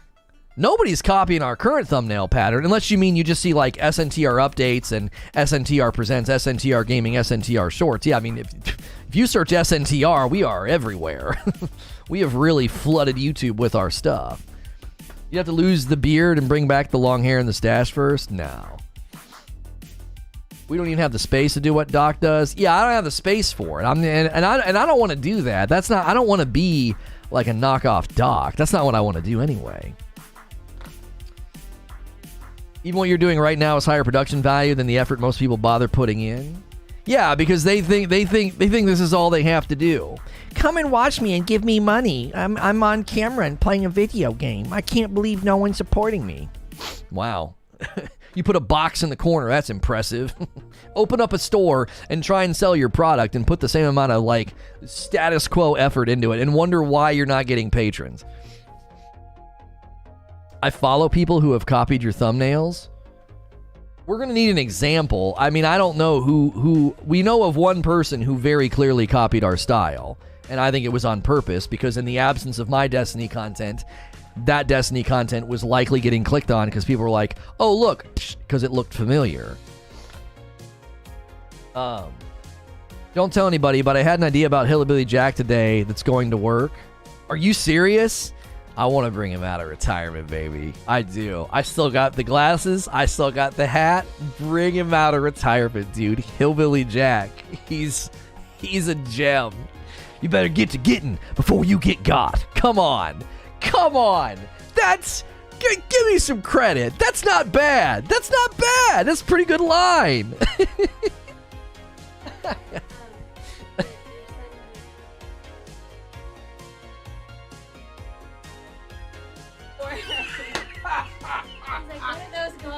Give me that! Give me that! Oh, I need this framed! This is phenomenal! So, my wife, she is beautiful, but she is fierce. And she, as beautiful as she is, she can make some of the best scowls and furrowed brow looks ever. She's known for her furrowed brow, because my daughter makes the same face. My daughter made this face. We have footage of my daughter when she was like a baby, and like, just the brow just comes down. And my son just made this picture. This is my wife, he said. She said, here's my eyes, and these are my eyebrows. See how her eyebrows are down? And these lines are the lines on her forehead.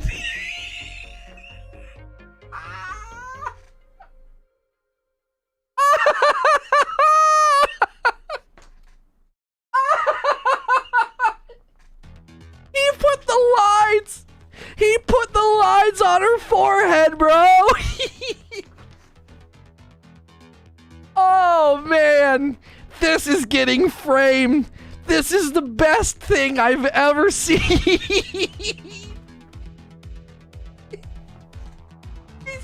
I love that he took the time. He cut out a piece of paper and he put lines on it. He put lines on it. He said, Mama, that's the lines on your forehead. Oh, golly. Oh, that is a present. That is just joy injected into the universe. Oh my gosh. Oh gosh. She came down to show this to me. I couldn't be happier. I couldn't be happier. I am so proud of him. I am so proud of him, bro. Oh man. That is no, this is mine. Ouch! No, this is mine. This is mine. You can't have it back. You give me that sword. I will fight you. I will fight you with this foam sword. This is mine. No, this is her with her superpowers when she's a superhero.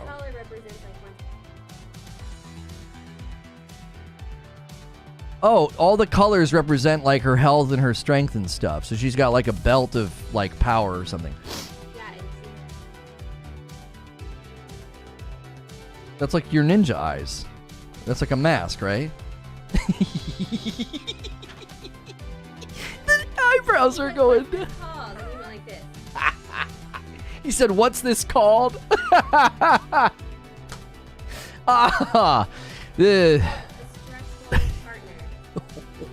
It's not me. No.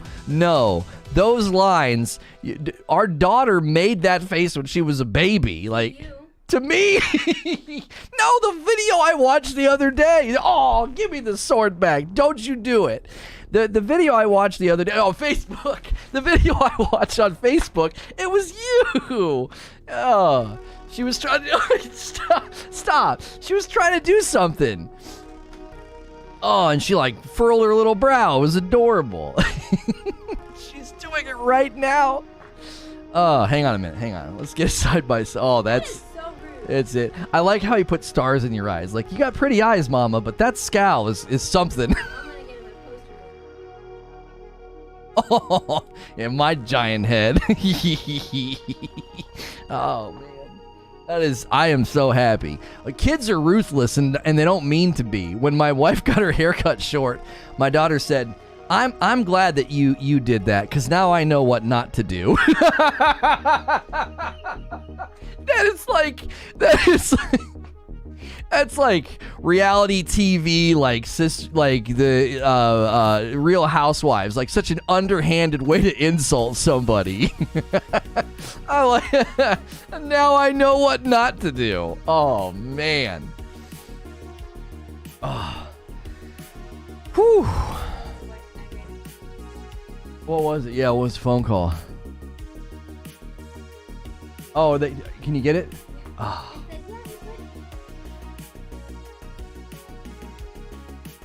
Do you not have a pharmacy on... Whatever. As long as we get it. As long as we get it. I was running out of the... You didn't send it.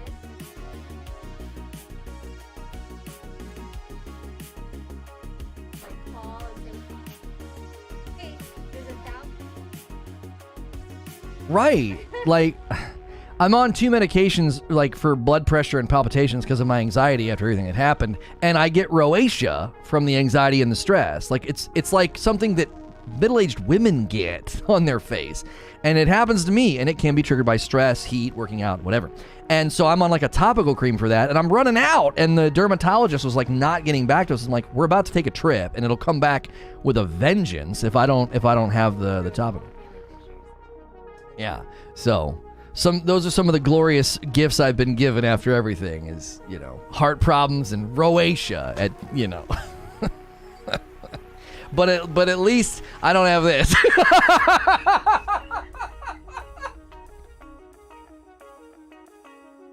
It was too... Oh, come on, Mama, that was too easy. You can't be mad at that.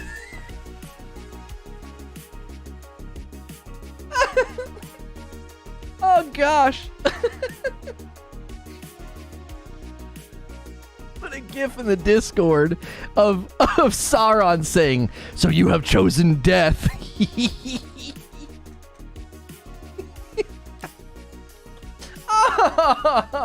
Oh gosh. It was too good. Oh, come on. That was so easy. Oh man. Holy frick. That is perfect. That is everything I wanted from this morning. Just laughter and joy. Oh my golly. You've reached the final Dark Souls boss, madam.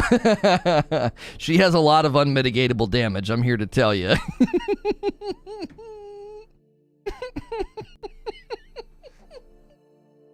We got coffee. We've got coffee orders, excuse me. No, we have one coffee order. First coffee order of the day, a light roast to Freddie Jackson. That's the first order of the day. Who's going to be order number 2 and 3? She says no food, no drink. Yeah. You can use hydrocortisone for rosacea. That's what my mom uses. They told me if my skin got too dry from the topical that I could use hydrocortisone, but I was using hydrocortisone and it wasn't helping.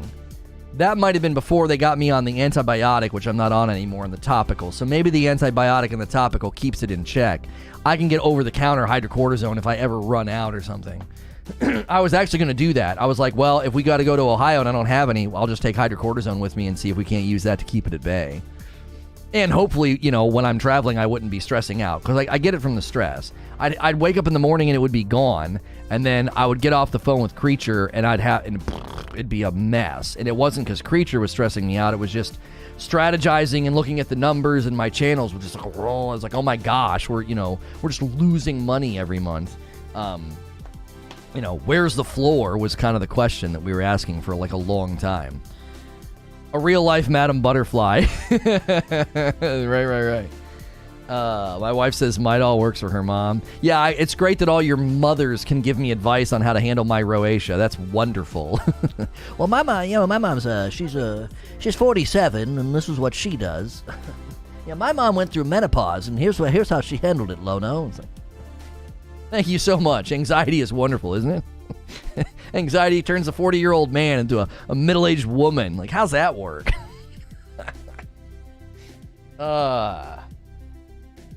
Blame creature? No.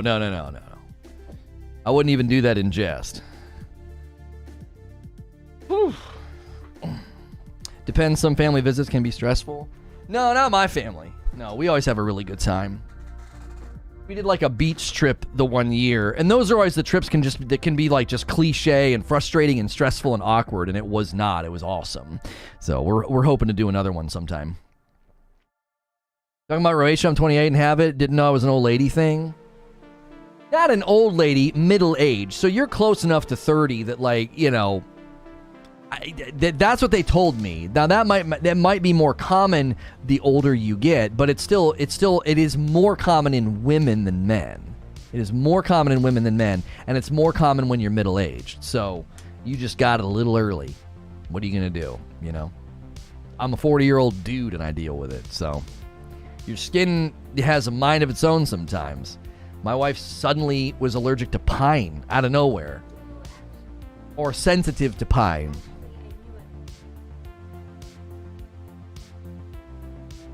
Oh, whatever. Lono making me feel old this morning. Sorry, Lulu. Aren't you 40? Yeah, I just turned 40 last week, or a week and a half ago. Maybe it's from weak foreheads. Yeah, maybe this is a protective barrier from rosacea. My wife won't have to worry about it. I'll stream a forehead workout. It'll just be her going. Stay with me, ladies. Come on. Think about that time he didn't put his socks in the hamper. Think about the time he put a peanut butter spoon in the sink. Think about the time he didn't put the dishes away. Didn't take the treasure. Hang with me, ladies. We're almost done. Couple more rounds. Maybe watch Die Hard.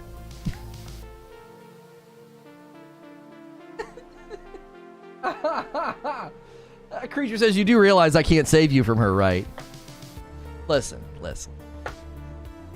I can handle it, all right? I can handle the situation. It's all under control, all right? Everything's fine here. Everything's fine. How are you? I feel ancient. Sorry, nerd mother. Sorry about that.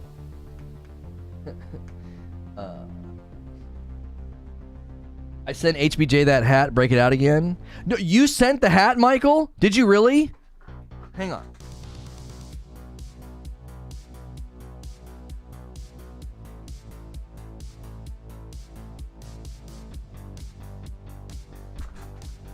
It was literally in the closet. It's still here. HBJ's on the way. There it is. No, you would not stop. Wear it on the back part. Yeah. Your furrowed brow is a choice. The size of my head is not. That's low. That's low. That's low, mama. Fine. It's fine. I have my therapy goose to take out my aggression. I'm kidding. I have my therapy goose. Look at that scowl.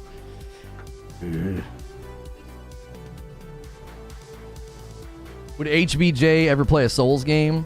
Well, that's the beauty of it. If we did a channel like that, you could do whatever and it'd be hilarious.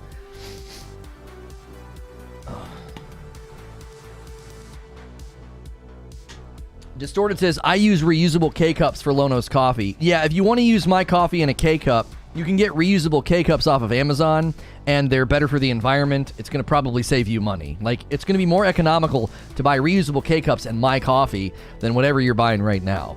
And remember, anytime you buy anything from Amazon, use my Amazon affiliate link, either in the link below in the description or the command in chat.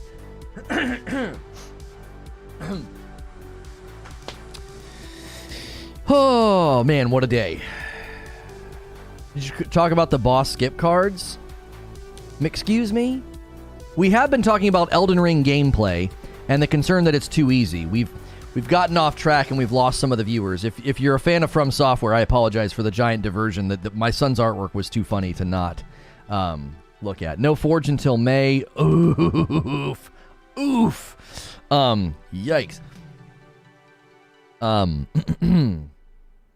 We all know that. They said it could be 6 months. Yeah, but I think, Paul, he's speaking to what I was saying about earlier.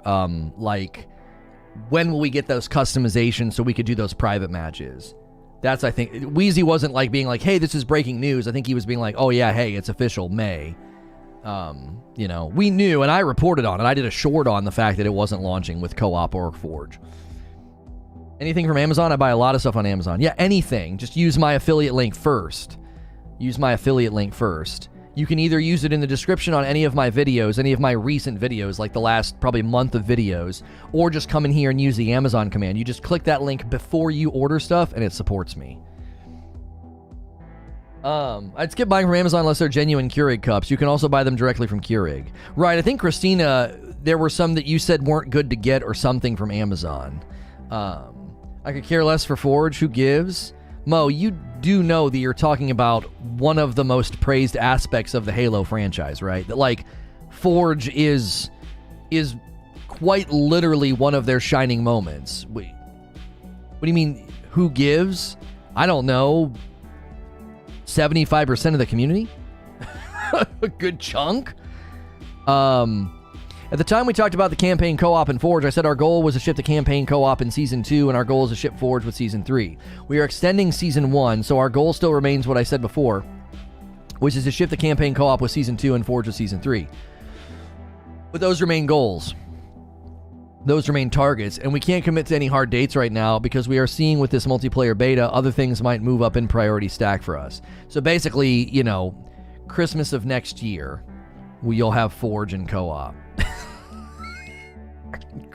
Christmas and next year. Yeah, there you go. There it is. Christmas and next year. Forge and letting players mod the game has basically been the reason the game stuck around as long as they did. Diablo 2 being another good example.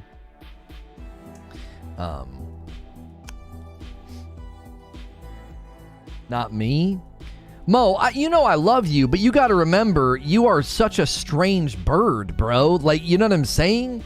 You aren't everybody. You have a very, very, like, very specific Mo curated palette of ideas and preferences and feelings. Like, tons of people think in the literal opposite direction as you do about Forge. I mean, not in like a I sort of care, but like they really care about the absence of Forge. Like, tons of people. Way more than that don't care, I would think. Halo Forge sort of set the standard for a while. Right. Some of Halo's best PvP modes came from Forge. Halo not launching with co-op and Forge is a bad look. Right, I don't think they get out of this unscathed. I think launching without Forge it hurts. It hurts. I would love to play with you guys on a Friday night with customs, but like apparently you can just go in and pick like preset stuff. It's like that's not really customs. That's just private, which is nice, but it's going to get boring really fast. But if we could do like only rockets CTF or something, do you have any idea how freaking fun that would be? Forge gave us Griff Ball and other great modes. Right. Exactly.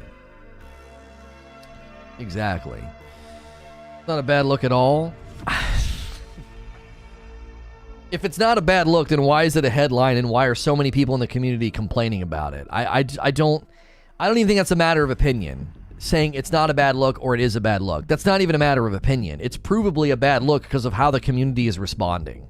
And the community can't be wrong because that's their perception of the product and value. And if they're saying, oh my gosh, what a decrease in value, that stinks, I'm irritated, and they're running with all these articles about it, well, it's a bad look. You delayed the game for over a year, and you don't have some base level features ready? Co-op? Come on, man. We're gonna derail any of the From Software stuff that we were vibing with. I don't want to do this. From Fridays rounded out with the Friday night Halo Forge party games. Sucks we have to wait, but the future looks fun. Sure. Listen. Hear me out. Halo Infinite multiplayer is fun. It is. We had fun, but I want Forge, and it's a bummer that it's not there. It's a bad look because they would have to make decisions that necessitated they be cut. Decisions that they didn't have to make. Well, we don't know. The only game that gets this BS, and I don't like it. What are you talking about? Halo 5 not having split screen was news. I remember talking about it. I remember doing a video about it. Halo 5 got ripped for not having split screen. It got ripped for the absence of Forge. What are you saying? People were irritated then too. You think 5 got a pass? Halo 5 didn't get a pass. Halo 5 got shredded by the community. What are you even talking about? Halo 5 is proof that the community didn't just oh yeah, let's just give that one a pass. No, that thing got beat up. And in some cases, deservedly so, got beat up by the community. I don't buy that. I don't buy that, man. The community did not play nice with Halo 5. That's provable.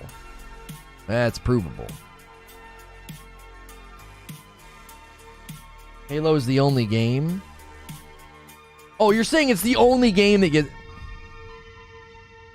Mo, no, that's not the debate. You're switching train tracks. Vanguard 2042 are getting ripped to shreds. Right, like when games launch without certain modes or features, they are going to get shredded for that. What do you mean?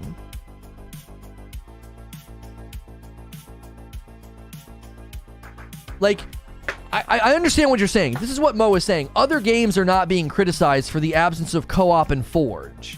But it's not an expectation. If it's an expectation, imagine, I hate talking about this game, but imagine if Destiny 2 would have launched without PvP. They just suddenly didn't have it. People be like, what the frick? Why? Because it's an expectation. So, Halo Infinite launching without features that are pretty base level, like, I don't know, playing through the campaign with a friend is not there. And Forge is not there. And it's understandable for people to be like, now wait a minute, these are ground level features.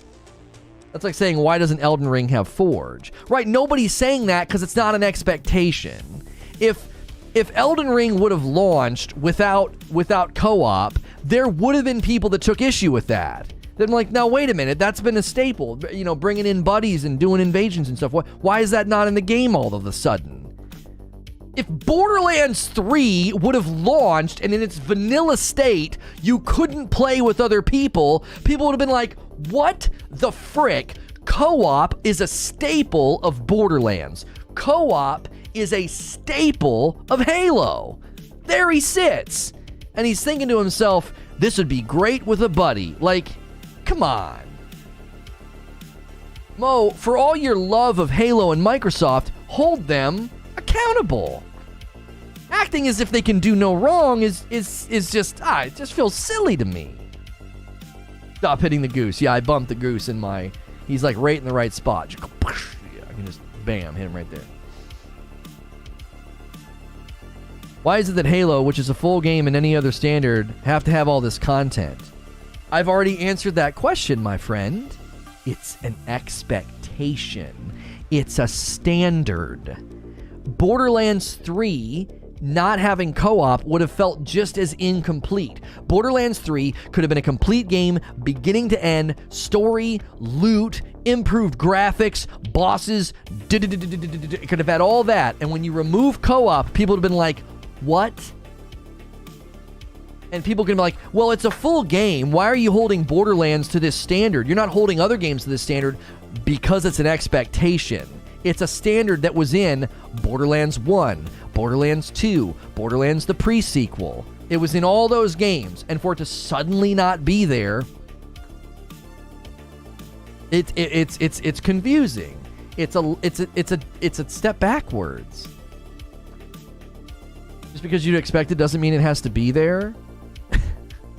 Just because you like it doesn't mean it's faultless. Like, this is regressive. You're gonna act like it's not regressive?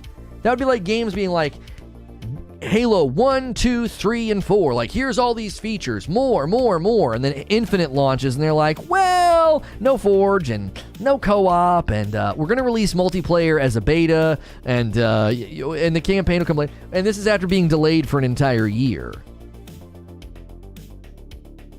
I know people don't like the change, but it happens. Seems to me the developers having to make tough choices, release the game with restricted features, but have it be good and stable, or pack in the features, but release it in a broken state. I am not even taking issue with their choice. I'm simply saying it's a bad look, and the community is well within their right to be irritated about it. Well within their right. I'm not a huge Forge guy, but I'm a mad co-op. A mad co-op is not a thing at launch. Playing the campaign with my bro is the reason I fell in love with the game. Exactly right. Well, the problem here is that you aren't establishing why it's helpful or necessary. You're just denying that it isn't helpful or isn't necessary. 30 says, I will not be playing the campaign when it comes out because I've played every campaign with my brother. Another similar testimony to somebody else in chat. So until it has that, I won't play it. Right, you're going to have to wait 6 months to play it with your brother. They're innovating on what Halo is. They had faults with co-op, and they wanted to get it right. Okay, so, Mo, you establishing that reason is great. And I think you're right when you establish that as the reason. Does that mean that the community is wrong for being irritated or expecting it? Absolutely not. If I go into a restaurant and I'm waiting twice as long as I typically do, and the manager comes out and says, I am so sorry about the wait. We had a cook call out and 2 wait staff call out tonight. We are grossly understaffed. I am so sorry. That's great. I'm glad to have that reason in my brain now. But that doesn't suddenly erase my irritation, my empty stomach, and the fact that, like, typically when I come here, it takes 20 minutes to be served, not 45 minutes to an hour. My expectation is not misaligned or wrong. Even once I'm provided with the reason for the wait, I'm completely justified in being irritated. Like, this is ridiculous. This is ridiculous. No entrees or dessert tonight. Yeah, or a better example, just missing things from the menu. We are so sorry, but one of our main, most popular entrees is not available tonight. The rest of the menu is available. The explanation could be, we had a fridge crap out on us and all the food went bad. We are so sorry. That explanation doesn't fix my disappointment. Well, that's okay. I am no longer disappointed now that I know a fridge went bad. I came here really, really wanting that meal, and I can't get it. I think co-op being absent from a launch is worse than Forge. It's completely unacceptable. I think if the headline was no Forge till May, I don't think people would be as irritated. They would be very disappointed, but I think when you combine it with the lack of co-op, people are like, what in the what? It's like saying, if McDonald's doesn't give me fries in my value meal, it's okay because they're trying to get the fries right. The meal was supposed to come with fries. I mean, there's Zubair, son of Papa Halo, saying exactly what I'm saying in another way. Yeah, due to the sickie, we're out of this item. That's common now. I guess it's the same for game development. Yeah, it doesn't get rid of your disappointment. I am simply defending people's disappointment and expectations. That's what I'm defending. Don't dismiss it. Don't act like it's not a big deal. Don't say that their expectation, well, they shouldn't have had that expectation. No, I don't agree with that. I'm defending people's right and their legitimate and justified disappointment.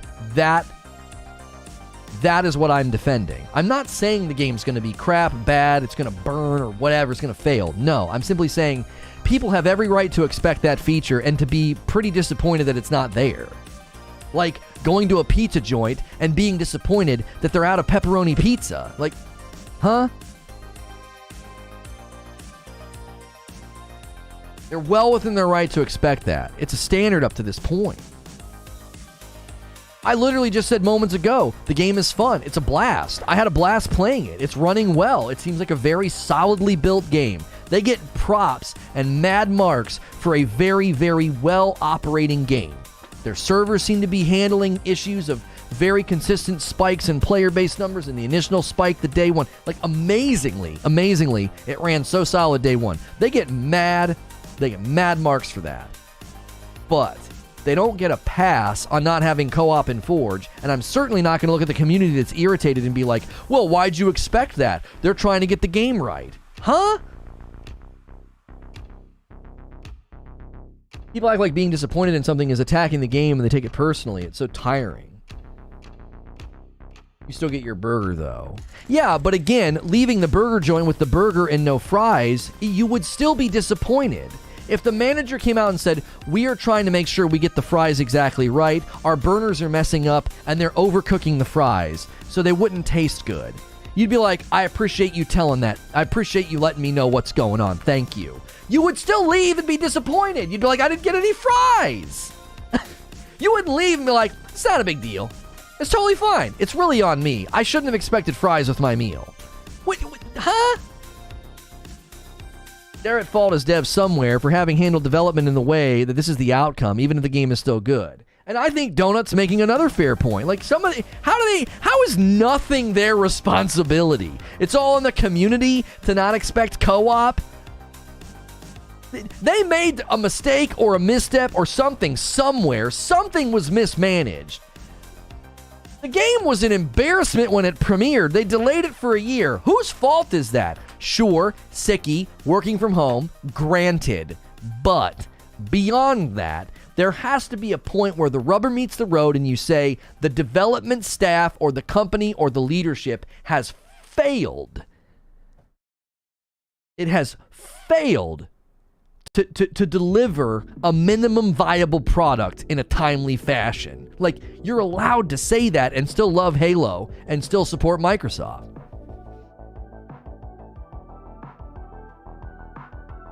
What is that? Grand Theft Auto with a 0.5, a 3.34, and then Battlefield with his 2.5. Picking it up and carrying it? What? That is as stupid as me. Two fundamental pieces of a game that have always been staples of that game have been delayed 6 months. How do they get a pass for this? Yeah, I was not getting out the bat and hitting them for it. I said it was a bad look. It's a bad look. I don't think there's any doubt that 343 is horrible at project management.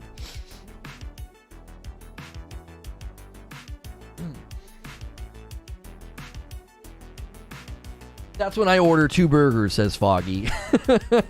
Just play through the campaign twice. That'll fix it.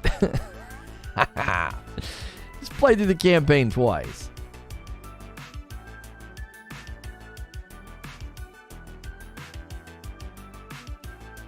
I think pushing out the multiplayer beta was clever with the consoles going out, but the Forge and co-op missing feels like 1 step forward and 3 steps back. Right. And I appreciate that, Hilly and Zubair are like, no, yeah, this is totally disappointing. This is disappointing. Kronks, we unfortunately don't have a chair sponsor. We would love to work with Mavix. I filled out their thing. I haven't heard back from them. They've got a red chair that would be perfect for the studio, but... Get the bat, this is awful. No, it's better to be measured and fair. I would prefer to be measured and fair than just like wailing on a game like, this is stupid, this is trash. That just doesn't achieve anything. What 343 has dropped in the beta has been great. Multiplayer is going to be popping. Okay, let's say what needs to be said. 343 is good at, they're clearly good at building a good game. It's a good game. The guns, the sound, I think the maps are good. I think the modes are good. That's not the same as project management. I could go out and find some of the best engineers and construction workers money can buy. And if I fail to buy a good project manager, I ain't gonna mean jack squat. It ain't gonna mean jack squat. You have the best, you could have literally every all-star in the NBA. You don't have a good coach, probably ain't gonna go that well, right? It's gonna be disorganized. It's gonna be a mess. Sports, construction, development of software. You can have the literally best, most gifted developers, engineers, and systems architects you can buy. It doesn't matter if you have garbage project management. All you got to do is look at Ansem. Another falling from grace developer, BioWare. Dragon Age and Mass Effect. BioWare.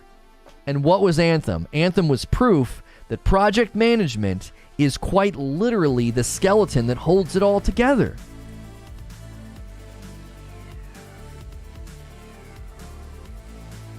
The first 4 missions gameplay that dropped today are killer, though. I haven't managed to watch them, but I've heard mostly positive things about the Halo campaign stuff that dropped. If you're tuning in for From Fridays and Elden Ring coverage, we obviously, we're 2 hours into the broadcast and we're getting off on another subject.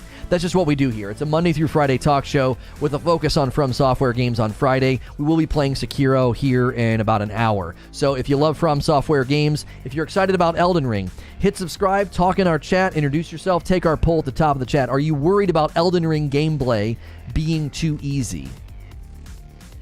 This is how I know Lono doesn't know sports ball. The Nets have Steve Nash as HC and are still doing well, or as head coach. They got like 15 All-Stars on their roster. It's generally true, though, Abe. If you took a bunch of very, very gifted sports athletes and you gave them zero direction and good coaching, it wouldn't go. Put them up against another team that has just as many All-Stars and an amazing head coach, and you're going to get the three-peat Bulls. Do you see? Like, you get an amazing coach versus a junk coach, you're going to see a dramatic difference in performance of that team. You take the same All-Stars or the same equal level skill All-Stars, one with an organized coach and good strategy, good planning, and good management, and then you take a team that has got all the All-Stars of equal skill and terrible management, and the team with the good management is going to wipe the floor with the poorly managed team. Just absolutely destroy them because they're more fragile. Ultimately, I think they made the right decision releasing without Forge because the alternative would be holding them release for 6 months. Here's the thing, Demins. I've never once debated delaying it. It was clear that it's time to crap or get off the pot. Like, you need to ship something. You need to ship a minimum viable product. And the way they do that is they cut the frills.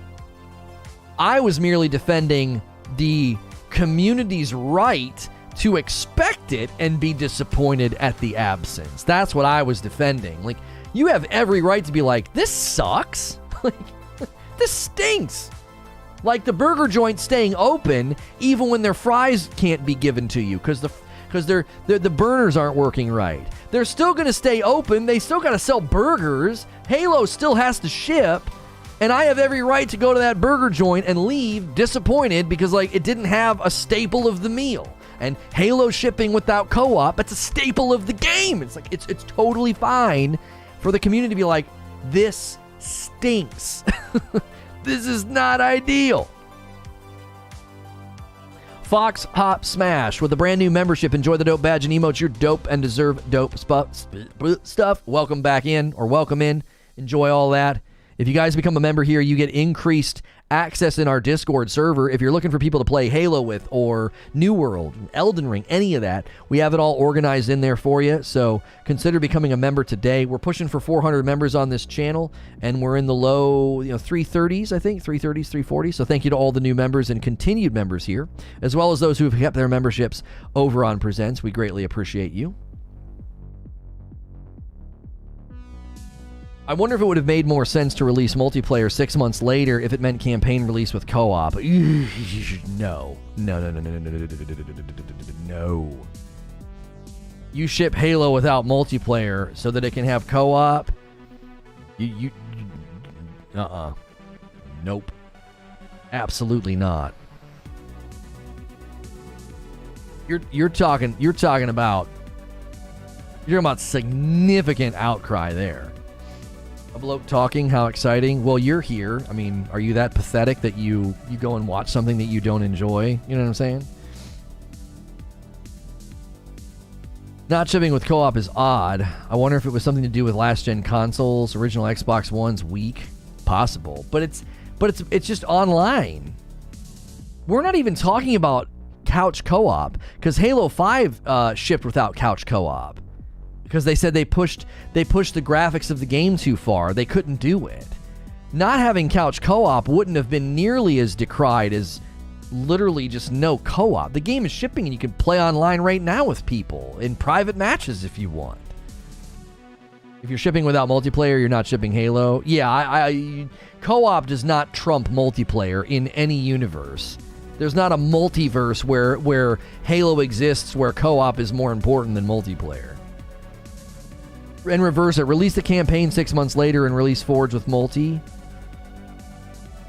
They had to ship a minimum viable product, Donut, and I think in their mind, the minimum viable product is campaign and multiplayer. That was the decision they made. I probably agree with their choice over what you just outlined. I actually think it's the right call. Even though it stinks and it's frustrating, I think they did make the right call. Minimum viable product. Here's all of the multiplayer that you love. Here's a campaign. Enjoy. And in 6 months, we'll make them both more expanded and better. Here is the MVP, the minimum viable product. Here is the base level product that will get better in 6 months. As opposed to like, here's half of it, and it's a little bit better than it would have been. I don't think so. I can see the logic you're applying, but I don't think the community would have accepted it. I just don't think they would have. And like a Halo without a campaign, like look at friggin' Battlefield. You know what I mean? And it's free, so it'd be hard for people to complain, but yeah, I just don't think so.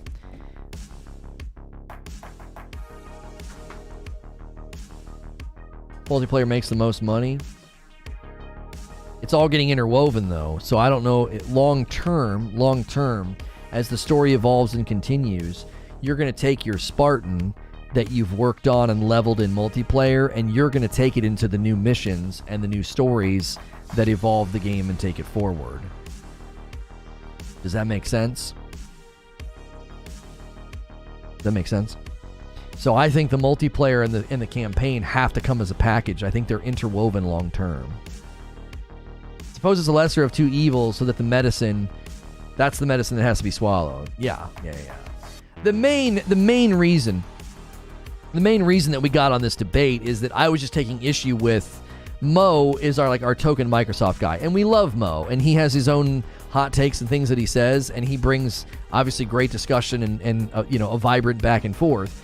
He was taking issue and saying, well, it's not a bad look and that people shouldn't have expected it. And that's what I took issue with. It's like, if you're okay with it, if you're happy, great. But I'm not going to turn and look at the community and act like they shouldn't have expected co-op and Forge. I can't say that with a straight face.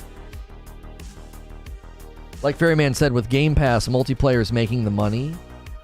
I don't necessarily think, maybe I didn't make my point as clear. Multiplayer is making the money, but interweaving multiplayer with the campaign long term is how they're going to have ongoing ongoing funds as well. Because you're going to be interested in the expanding story narrative and taking your Spartan and doing all this stuff, and that's going to cost money. The base entry experience of Halo, free. Expanded stories, all this other stuff they're planning on doing with Zeta Halo, that's going to cost money. So their way of making money, yes, primarily driven by cosmetics and multiplayer, but they're going to expand that and say, here's another ongoing way for the game to be monetized. And it's interwoven with multiplayer and single player. Like it's kind of becoming one animal. It's potentially, I'm not the only person that has made this speculation. In 3 years, it may be closer to a Destiny format than a traditional Halo format. It's not going to become a looter, but it'll be more like Destiny. Every season will be, here's some new stuff for multiplayer, here's a new battle pass, and here's new story experiences to take your Spartan on. That's what I think is happening long term. In 5 years, Halo Infinite will look more like Destiny than past Halo games. Now, I'm not saying it's going to become Destiny. It's just going to look more like a Destiny game, an ongoing live service game. The stuff they're going to do extension is probably going to be free. No way they charge for DLCs for the campaign with Game Pass existing. That'd be odd. Not necessarily. A base game being free on Game Pass and charging for DLC is actually very common and very normal. The seasons in Destiny are a great example. You got Beyond Light and Destiny for free, and then what do they charge you for? The seasons. Those are new activities, new stories, new cinematics, new everything. That's how Destiny does it, and they were on Game Pass. Beyond Light was an expansion that was on Game Pass, and yet you still had to pay for the seasons. I think Halo's going to do the same thing. Want to come play Halo? It's always on the Game Pass carousel. The Halo Infinite campaign. And when you're done with it, oh, you want more? You want more? Yeah, we got this thing over here. Yeah. Whole expanded story experience. $10. Minecraft Dungeons does it. How does it work, Mike? You get into Minecraft for free with Game Pass, and do you have to pay for those expansions after? Is that how Minecraft... Are you agreeing with me? Or are you saying Minecraft does what Wheezy's saying? I'm not sure which side you're saying Minecraft Dungeons falls into. I've not played it in a while, so I don't know. And now it's leaving Game Pass. Right. Halo's a little different. Halo's first party, so it's a little bit different. A little bit different than Destiny. You said yup. $5. There you go. Minecraft is another, I think, example of what I'm saying. Yeah. Destiny and all of its expansions are being taken out of the Game Pass when Witch Queen comes out. But that happens. Halo's in a different ballpark because Halo's first party. I don't think Halo Infinite campaign will ever leave Game Pass. Ever. It's the catalyst to getting you into the game and spending money. The multiplayer is just free. It's not even a Game Pass thing. Halo Infinite multiplayer is just free. It's not even a part of Game Pass. But the campaign, the Halo Infinite campaign, the vanilla campaign will always be on Game Pass. You can write that down. I can't see them ever taking it out. I'll leave for an hour and come back to Destiny. It always comes back to Destiny, doesn't it? That's interesting. I didn't know they charge DLC. I think it's a very smart plan. Because what you do is, it's totally justified, right? Like, hey, you got to play the base game for free. If you want more, pay money. And I don't think any consumer would balk at that. They would be like, no, wait just a minute. I have Game Pass. It's like, no, you want expanded experiences. That costs money. That's a great way for that developer. That's why we said Outriders landing on Game Pass week 1 was so dumb. It's like, you don't have any monetization. How are you going to make money off of all of the people that have basically spent $0, even if they're a fan of the game?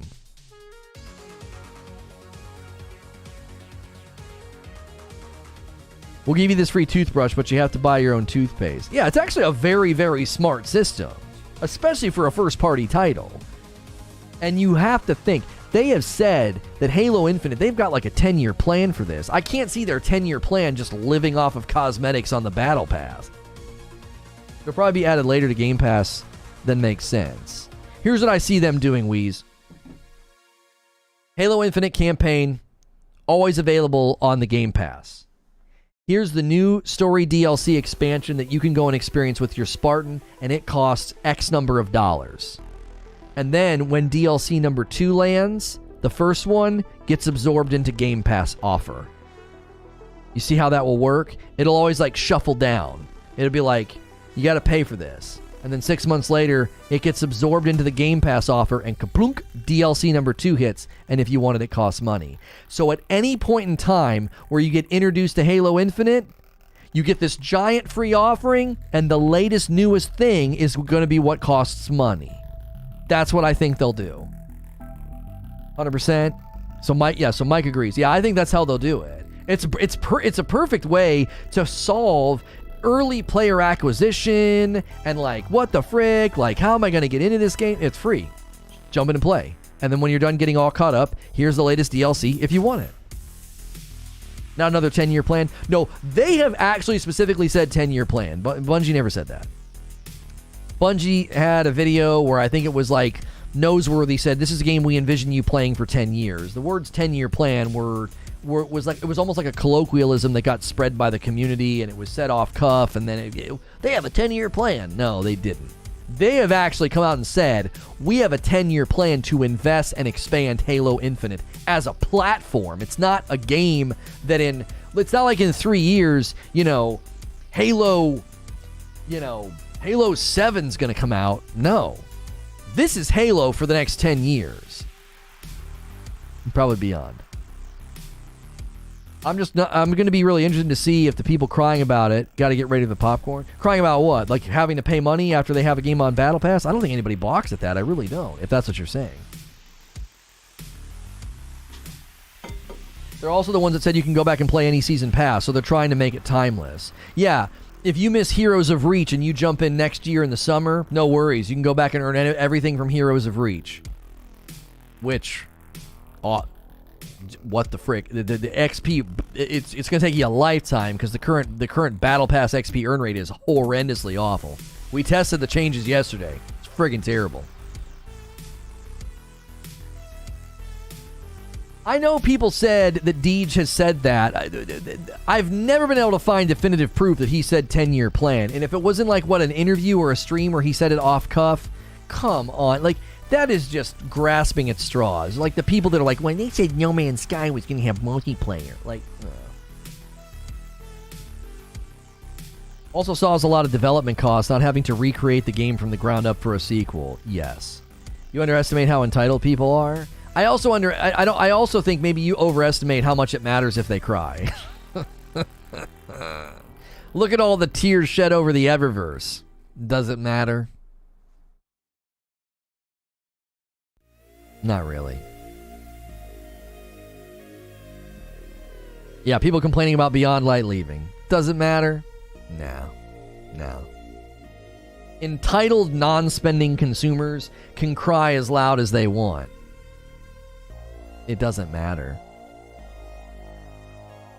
We had that discussion all the time in Destiny. I was like, if you're a free-to-play player and you're crying and whining about the stuff that you're not getting, I don't care. Who should care what you say? You're not spending any money. It'd be like going to Fazoli's and ordering a water and eating free breadsticks and complaining about how fast the breadsticks come out. Like, shut the frick up and get out. You're not even a paying customer. Like, Game Pass is basically the free-to-play model, but for games that don't want to actually go free-to-play. Right, and they get a kickback from Microsoft that probably helps, right? Here's a wild idea. Actually buy the game. Right? Like the guy from Days Gone was like, if you like a game, like effing buy it or whatever he said. Ooh. Oh, I got some good back cracks. I always have such a hard time cracking my back. Tears of unfathomable sadness. Yummy. Yeah, I don't even care about it anymore. I don't. Like, I can't imagine being a non-paying customer and thinking that your voice matters. Like, I just can't.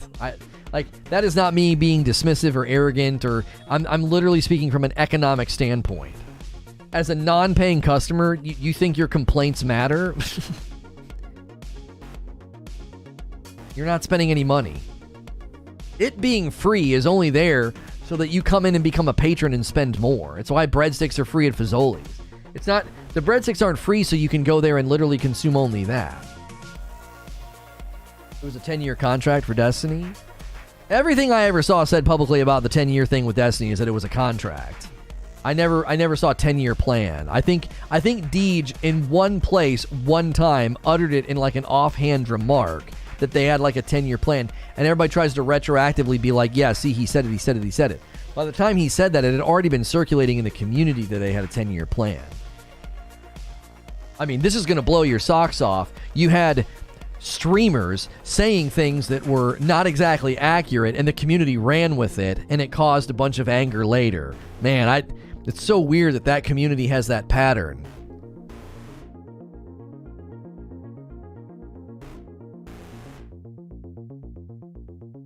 If you don't vote, you don't have an opinion. If a game is good, I want to give the developer money. I played Fortnite for over a year every day, and I'd buy cosmetics every so often because of the fun game. Oh yeah, I spent money in the Fortnite store all the time. That's another favorite too. Yeah, play your way. Yeah. That gets thrown around. Yeah.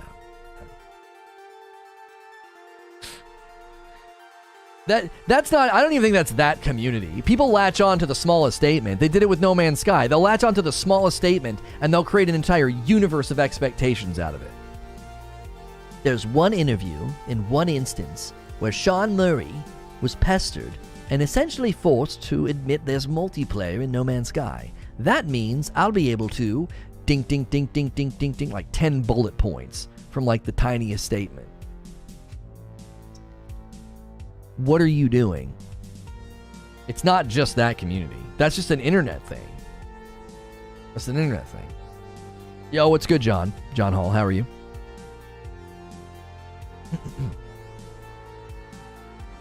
There's videos to be made. That's right. That's right. There's videos to be made.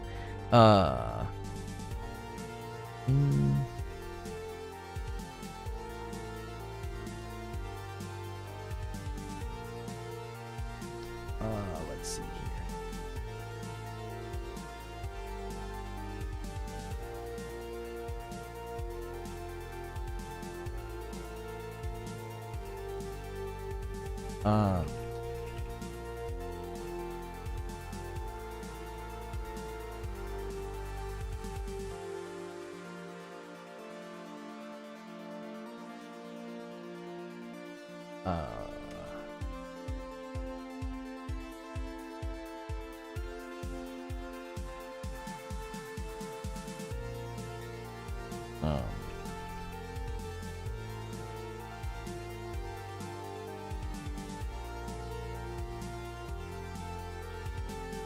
No complaints, no complaints, word, word, word.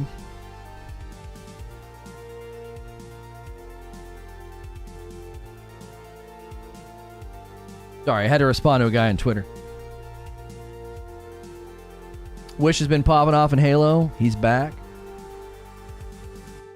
I'll go on record as saying that I hope Sam, wish you luck. I hope he can rebuild and just get past the mistakes and the poor decisions that he made. I do. Because I know those decisions were made mostly in desperation, and I know what that feels like. I know what it feels like to have everything taken from you, and you're staring at your kids and your bills and feeling like, what on earth am I going to do? And so, you know, he's been held accountable and lost his account and can't stream and cover Destiny, and that's just like, he's ultimately responsible for the decision that he made, and he suffered consequences for it. But now that we're on the other side of it, I hope he can rebuild and do his thing and never interact and have to deal with the Destiny community ever again. You know, I wish that for him, because I know exactly what it's like to be on the end of that crap. So you wish him luck. Very good, Christina, very good. No Man's Sky was exactly the game I was expecting, but that was despite how everyone talked about it. Yeah. Yo, it's good, Agent Atwood.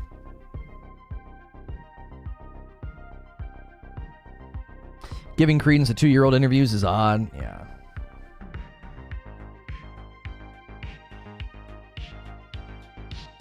Christina, why you like this, right?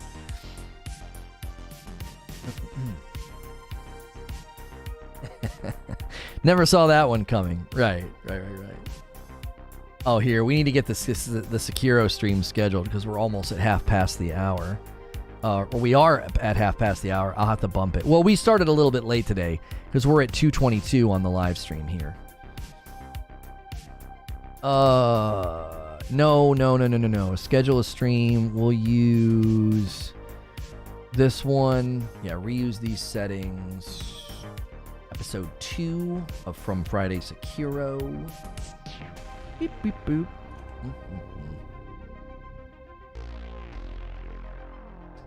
Okay.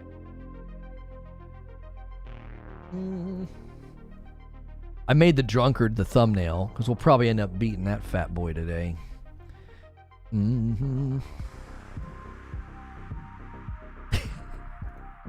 If I had a... You know it would have been hilarious. If I had a high-res picture of Zubair's face and put it on the drunkard's face in the thumbnail and just saw if anybody noticed.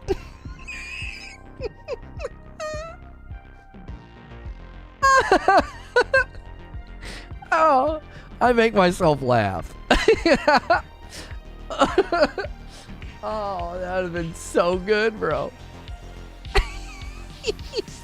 That would have been so good. Just see if anybody notices. They're like, wait, is that Zubair?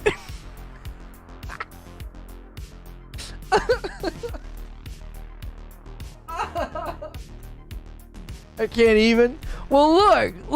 Hang on. Let me show you. Just let me show you. It would have been priceless. Look at the thumbnail.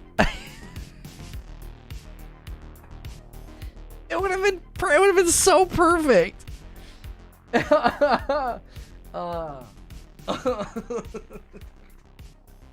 Even have the hair like coming down, like really try to hide it in plain sight, you know? It would have been, oh man, what a missed opportunity. I'm so mad. I'm mad. Oh.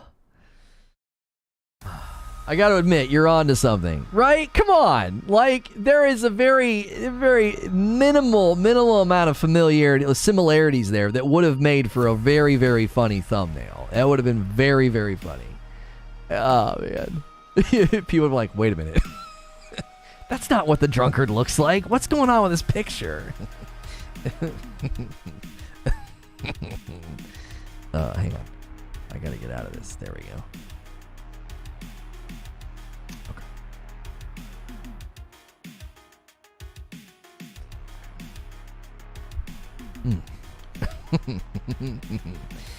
Oh my gosh. It's funny.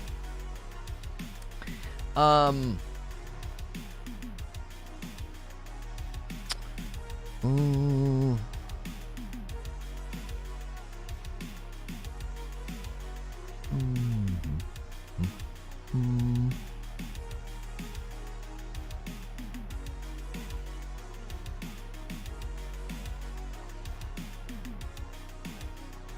was going to come in and defend Zubair, but after seeing that, I can't. If I was in on it, we could go funny places with that. Yeah. I should have reached out to you because like I thought about it last night, and I was like, no, I'm not going to do that. Like his picture, any picture that I could find is just going to be way too small because I would have to like pull up a chat, like an old YouTube chat, and try and like zoom in, and it just wouldn't have worked. So I was like, oh, if I could reach out and get him to send me a picture. And I'm pretty good in Photoshop. I could do it to where it'd be really, really hard to detect that it had happened, you know?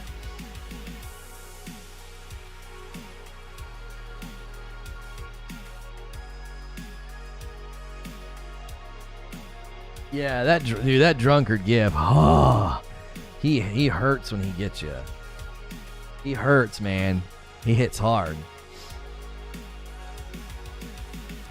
We're close to 300 likes. Agent Atwood's asking for likes. If you guys are new and you haven't hit subscribe yet, subscribing is totally free. Every Friday is From Friday. So this morning we discussed Elden Ring. Is it going to have easy mode? Is it going to be easier? Whatever. Take the poll at the top of the chat. Are you worried it's going to be too easy? A lot of votes on that poll. Thank you to everybody for voted. And then we'll be playing Sekiro here in a little bit. That's what From Friday is all about. Talking Elden Ring in the morning and then jumping into a From Software game in the afternoon. Lono making me want to download Sekiro again to see how I'd fare. I'd be crap at it. Yeah, but if you just took an afternoon to get back into the swing, of things, I don't think you would. It's definitely, I definitely felt it, right? I definitely felt it. I was like, my gosh, like, I am not playing right. I was being too aggressive, and I wasn't deflecting enough, and, you know. But now that it's starting to click again, I'm like, this is what I did in this sequence. This is what I did at this part. You look back to see the beauty because of how they're teaching you for later. Here's my issue with the spear guy, Eugene. The description of the Mikri counter, or whatever it's called, it doesn't say anything about pressing forward. And if you don't press forward, it's like it doesn't work. That's, I think, my biggest problem with the language in the game. I think it's, what is it, the Mikri counter? That's what it's called. It doesn't explain. I only remembered to push forward because people in chat said you got to push forward. I'm fairly certain I reread it multiple times. I'm like, it doesn't say anything about pushing forward. It says if you press it at the right time, you'll do the counter. And if you don't press forward, I swear it doesn't work.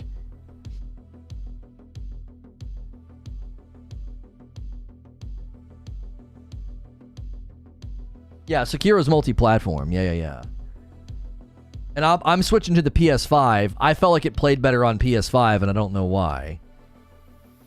What are your thoughts on the Soul Memory as a matchmaking system? I turn that crap off. It's so annoying. They're everywhere.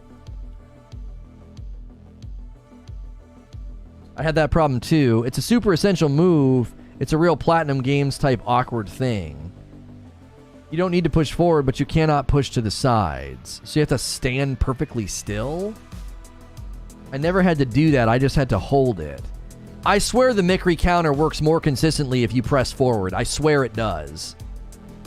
I can relate to that. I had to practice it a lot, then I accidentally got it by pressing forward. Yeah, it has like a 90% efficiency if you press forward. If you don't press forward, it's like it doesn't work. It's like a 50-50 shot. I don't know. I just don't know why. I don't get it. Not pushing the direction makes you dodge forward anyway.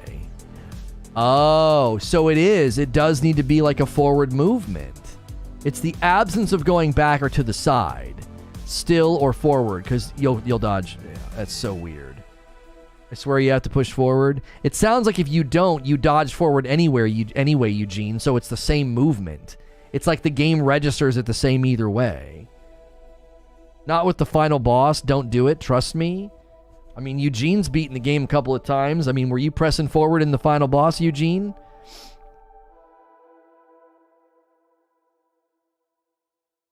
I think the disc plates might be here. I have to use the restroom anyway. I'll be right back.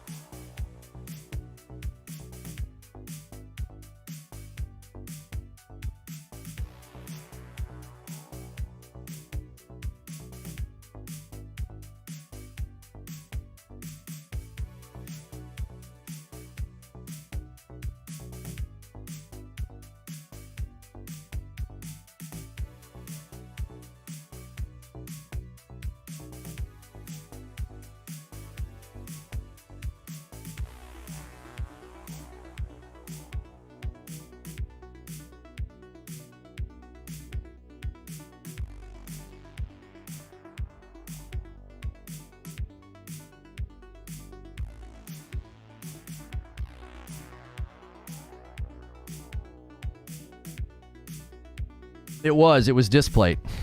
Let's open these. Let's take a peek-see here.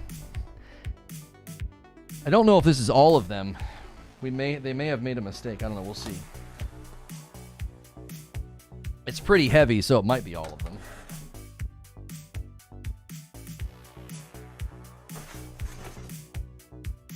Yeah, perfect timing for today. An Elden Ring one. Let's get the shrink wrap out.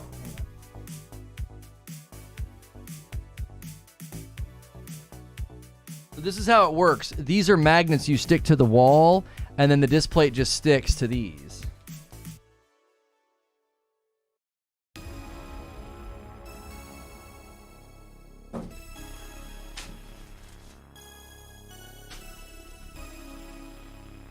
Perfect for today, dude. Perfect.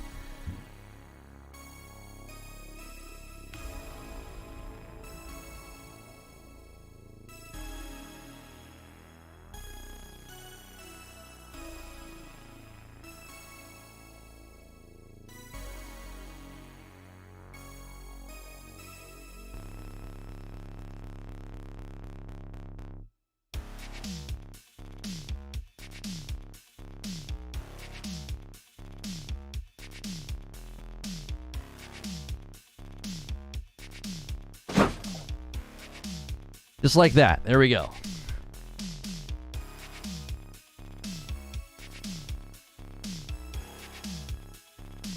Oh, this is one of the ones he said he was going to surprise me with.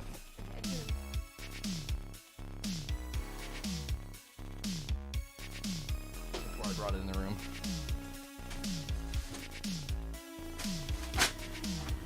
He surprised me with this one.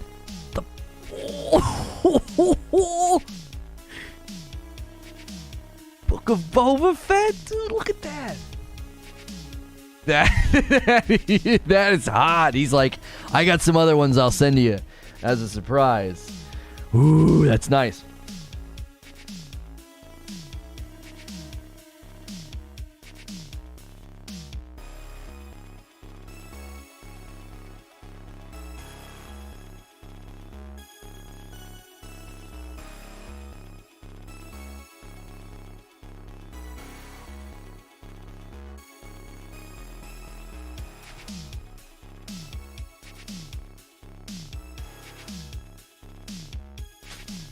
I thought this one would be good with the new season coming out. I thought this one would be good. Great print quality. One of the more iconic Witcher pictures. I know it's not my man crush Henry, but we'll take it.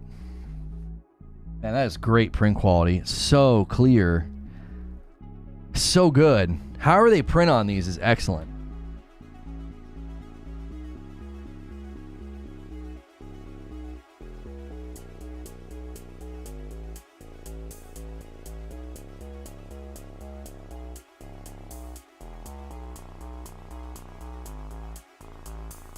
This next one, oh no.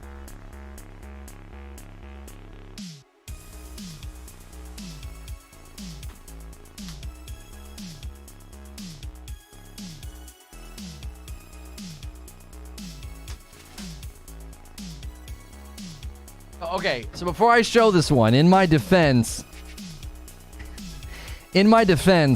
we thought this was going to be like more in our wheelhouse of coverage when I submitted this order. We also didn't know how poorly it was going to do.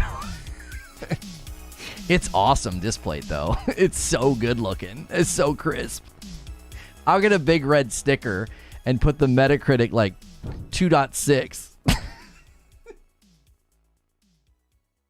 I just need a big red sticker that just says 2.6 and just stick it on there. It's what a shame because that's a great display.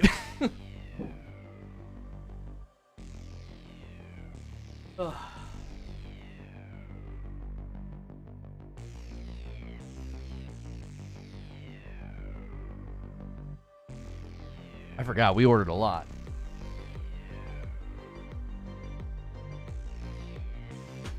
Those things are big. Yeah, these are larges. There's medium large and extra large. Now the extra large they break into like four for displays. Here's a good one.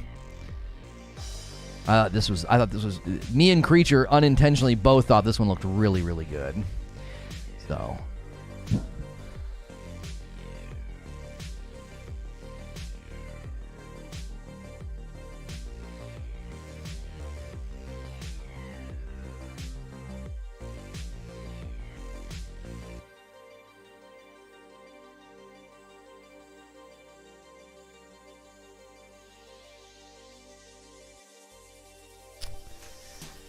They all matte or any gloss? I think they're all matte. I don't know if you can get, is that something you can order when you get them? All right, this is the last one. Another intentional one with, what we know is coming next year. A really nice Horizon Zero Dawn one. I thought the tall neck and her silhouette would look really, really good back there. I think it will.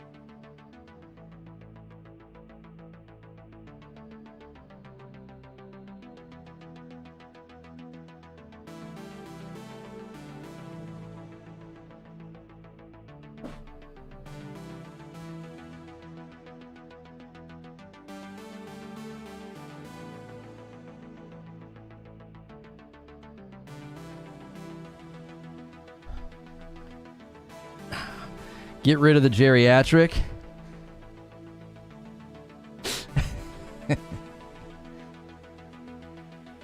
Chief looking good. The nice thing about the way that they do this, gee, Money Christmas, Book of Boba Fett.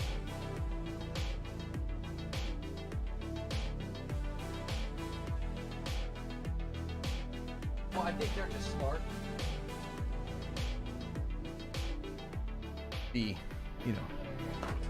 Disney Plus. It's a show. No, they cannot see you right there. Gator one's really cool. Let me see if I can demo. Let me see if I can demo this for you guys. Let me show you something.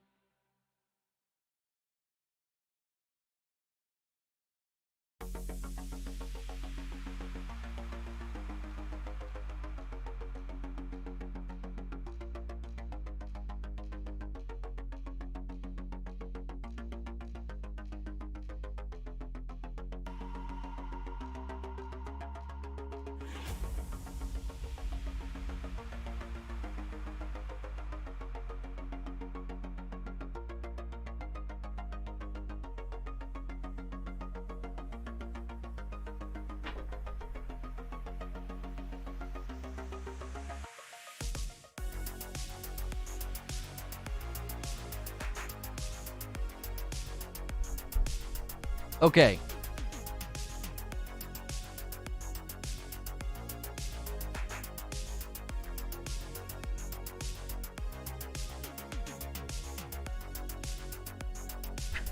Okay, so what you're seeing there, okay, those are what the magnets look like when they're on the wall, okay? That's what they look like when they're on the wall. You see?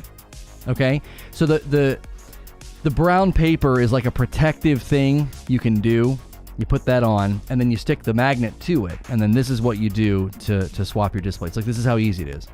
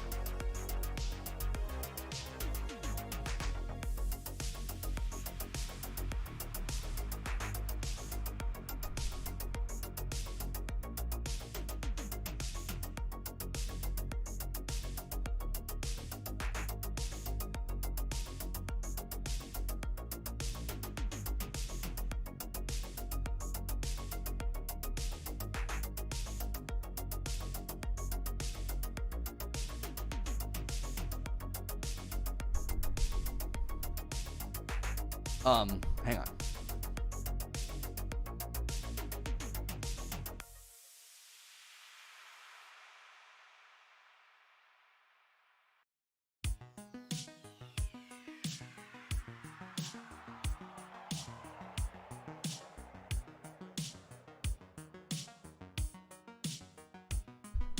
Yeah, when you peel it off when you're done, even the brown stuff, it doesn't peel the drywall, but it does peel the paint.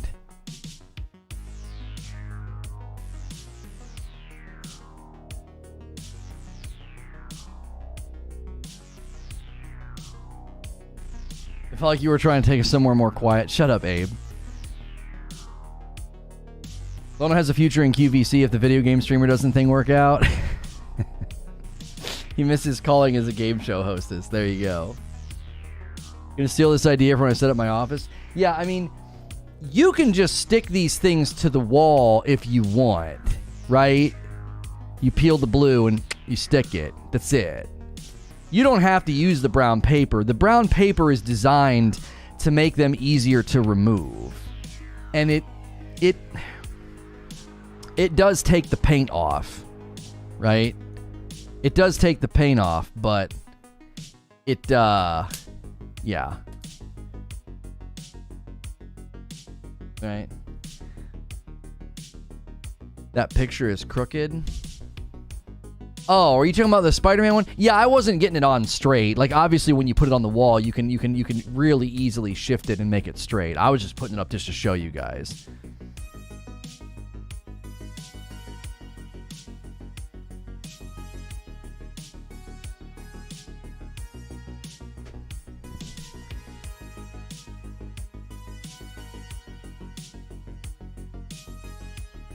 You could probably get magnets that screw into the wall instead.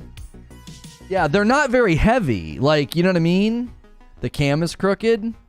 Oh, no, it's always like this. It's always like this. It's a little crooked. Hang on.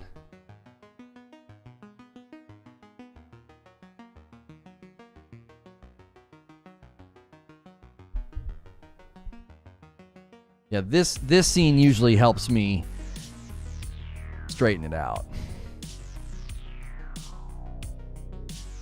Takes the paint off with the brown paper. Right, let me show you. Okay, so you stick this on first, okay? When you peel this off, the paint will come with it. It will. The paint will come with it. Like, I don't think that's a mark against the product. Like, I can't imagine sticking something like this to the wall and expecting the paint to be totally fine after. You know what I mean? Like, it's not going to take the drywall off. Like, chunks of drywall aren't coming off, just pieces of the paint. Because I'd imagine it's going to stick there for a while, and then when it's finally time to come down, like, paint's coming with it. I don't think there's a way around that, you know? It's just called a protective leaf, is what it's called.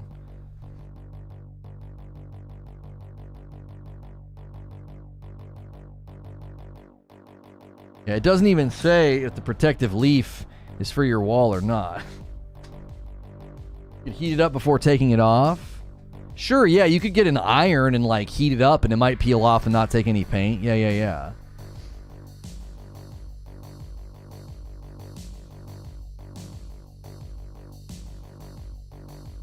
Yeah, so like these ones are stuck to like almost like a shadow box. Like I took a piece of cardboard and I made like a box. So these ones stick off the wall by like 2 inches almost to give the glow effect. Because the LED lights behind weren't creating a glow. I had to get them away from the wall because they're flat against the wall. And so the LED lights didn't look good.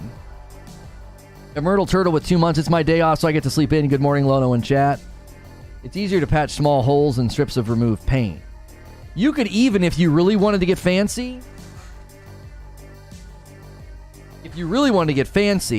you could literally take a 2x4 and cut it into like squares and drill those into the wall and then stick these to it, and then they'd stick off the wall. If you wanted to do like what I've done with the lighting, or you just think it looks nice kind of having like a 3D push off the wall, and then when it's time to take it down, it's just you unscrew the screws and then you've just got some holes like Eugene said to patch up, and then it has like a nice 3D look, almost like it creates almost like a slight shadow on the wall. That might look kind of dope.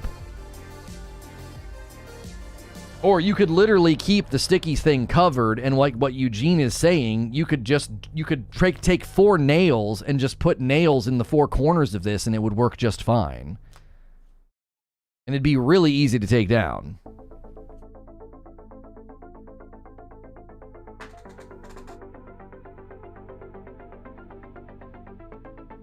But that's it. Those are all the new disc plates we got. So really excited. Especially that's really well timed with today. That's really well timed with today. Very, very cool.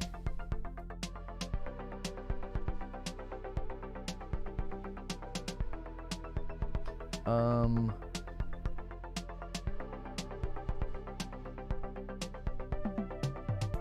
to figure out how to put mine back up when I move to my office. Too bad they don't send you a couple magnets for that purpose. Can you order magnets from the site? I have a junk ton extra, Christina. How recently have you order the coffee, don't you, Christina? Because I was gonna say, next time you order coffee, I'll just have my wife throw some I'll just throw some in the bag for you.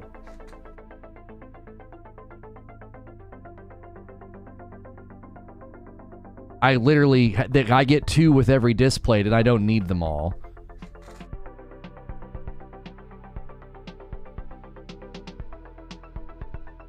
Does that Christmas sweater come with a free chimichanga?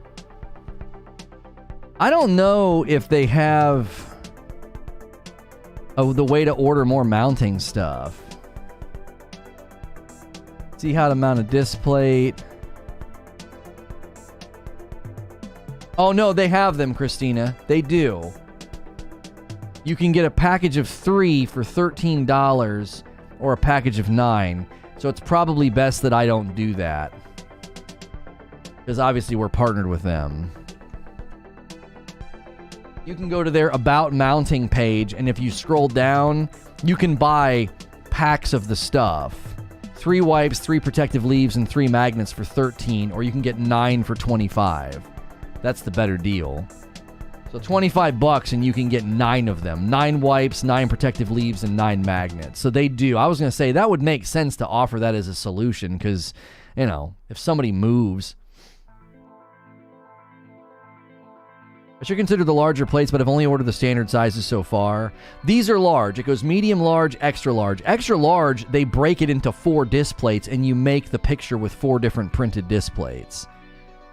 They print, you know, each corner, basically.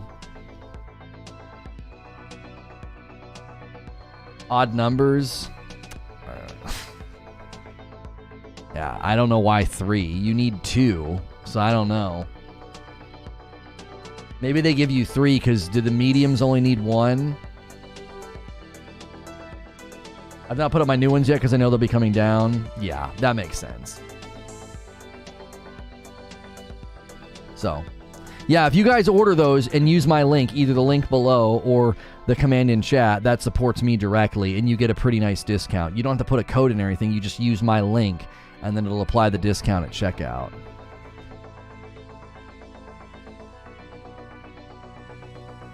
They've got some awesome Sekiro ones. Ooh. Oh, wait. Hang on. I need to do something for later, because I'm going to get caught up in Sekiro and then not do it.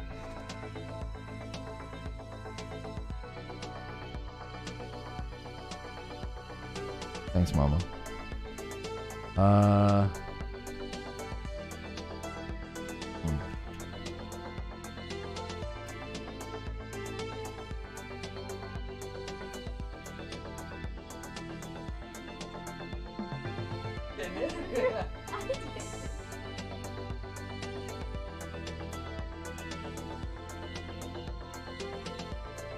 No, thanks, Mama. I got a medium and it only needs 1 magnet. Yeah, I usually give them to the kiddos, the stickers.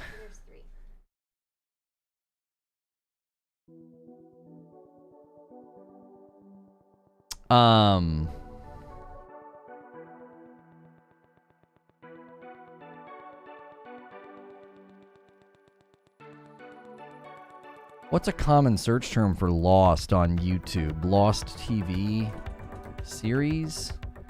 Lost TV show.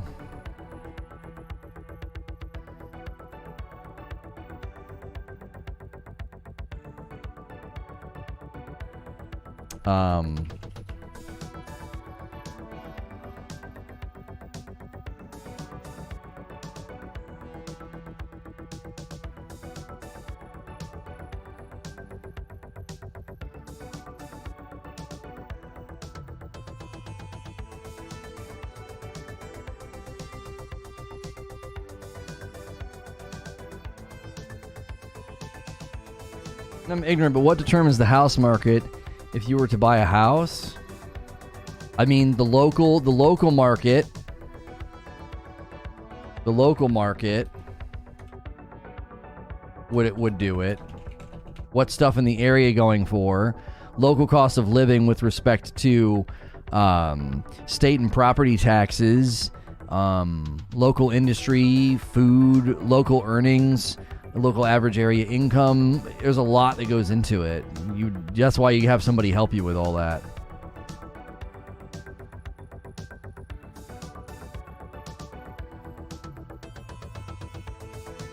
That's why you have somebody help you with all that. We'll premiere this today at 3.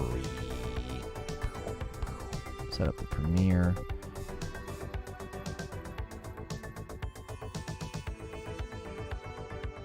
Yeah, size of the house too. Sorry. Size of the house, age of the house. Yeah, it's very, very complicated. You definitely need somebody to help you with it. Today's premiere over on Presents is me arguing why Lost is still one of the best TV series ever made. We're getting more into like entertainment commentary, content creator commentary, cultural commentary, and I thought that would be a fun one to make.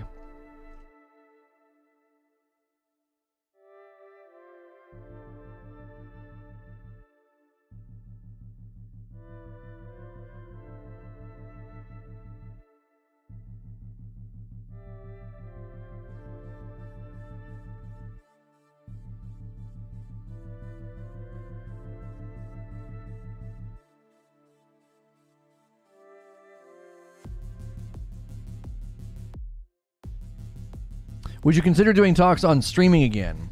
We may get into that, but here's the problem, Donut.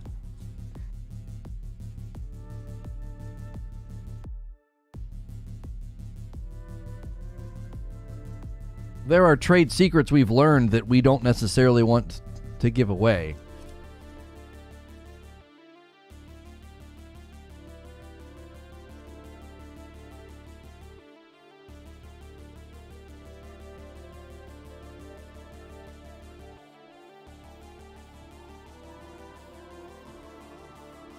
Yeah, it's fine. A creature, I think it looks good. Like, it was different with the way that purple was set up.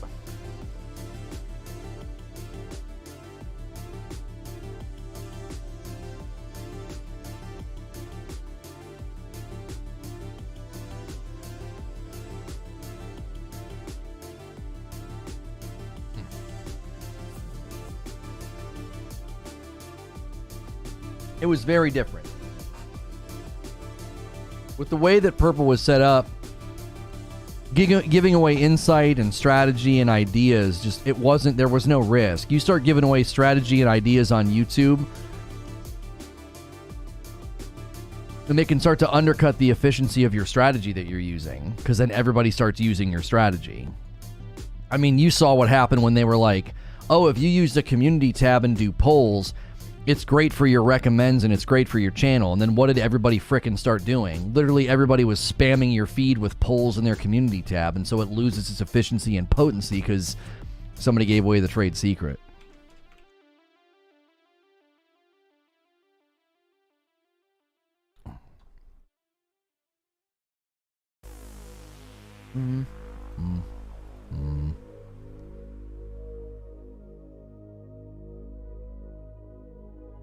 Hey, thanks for clicking on the video. We're going to be jumping into Sekiro again for part 2 of From Friday. We covered Elden Ring this morning. Talked about, are they sneaking in easy mode?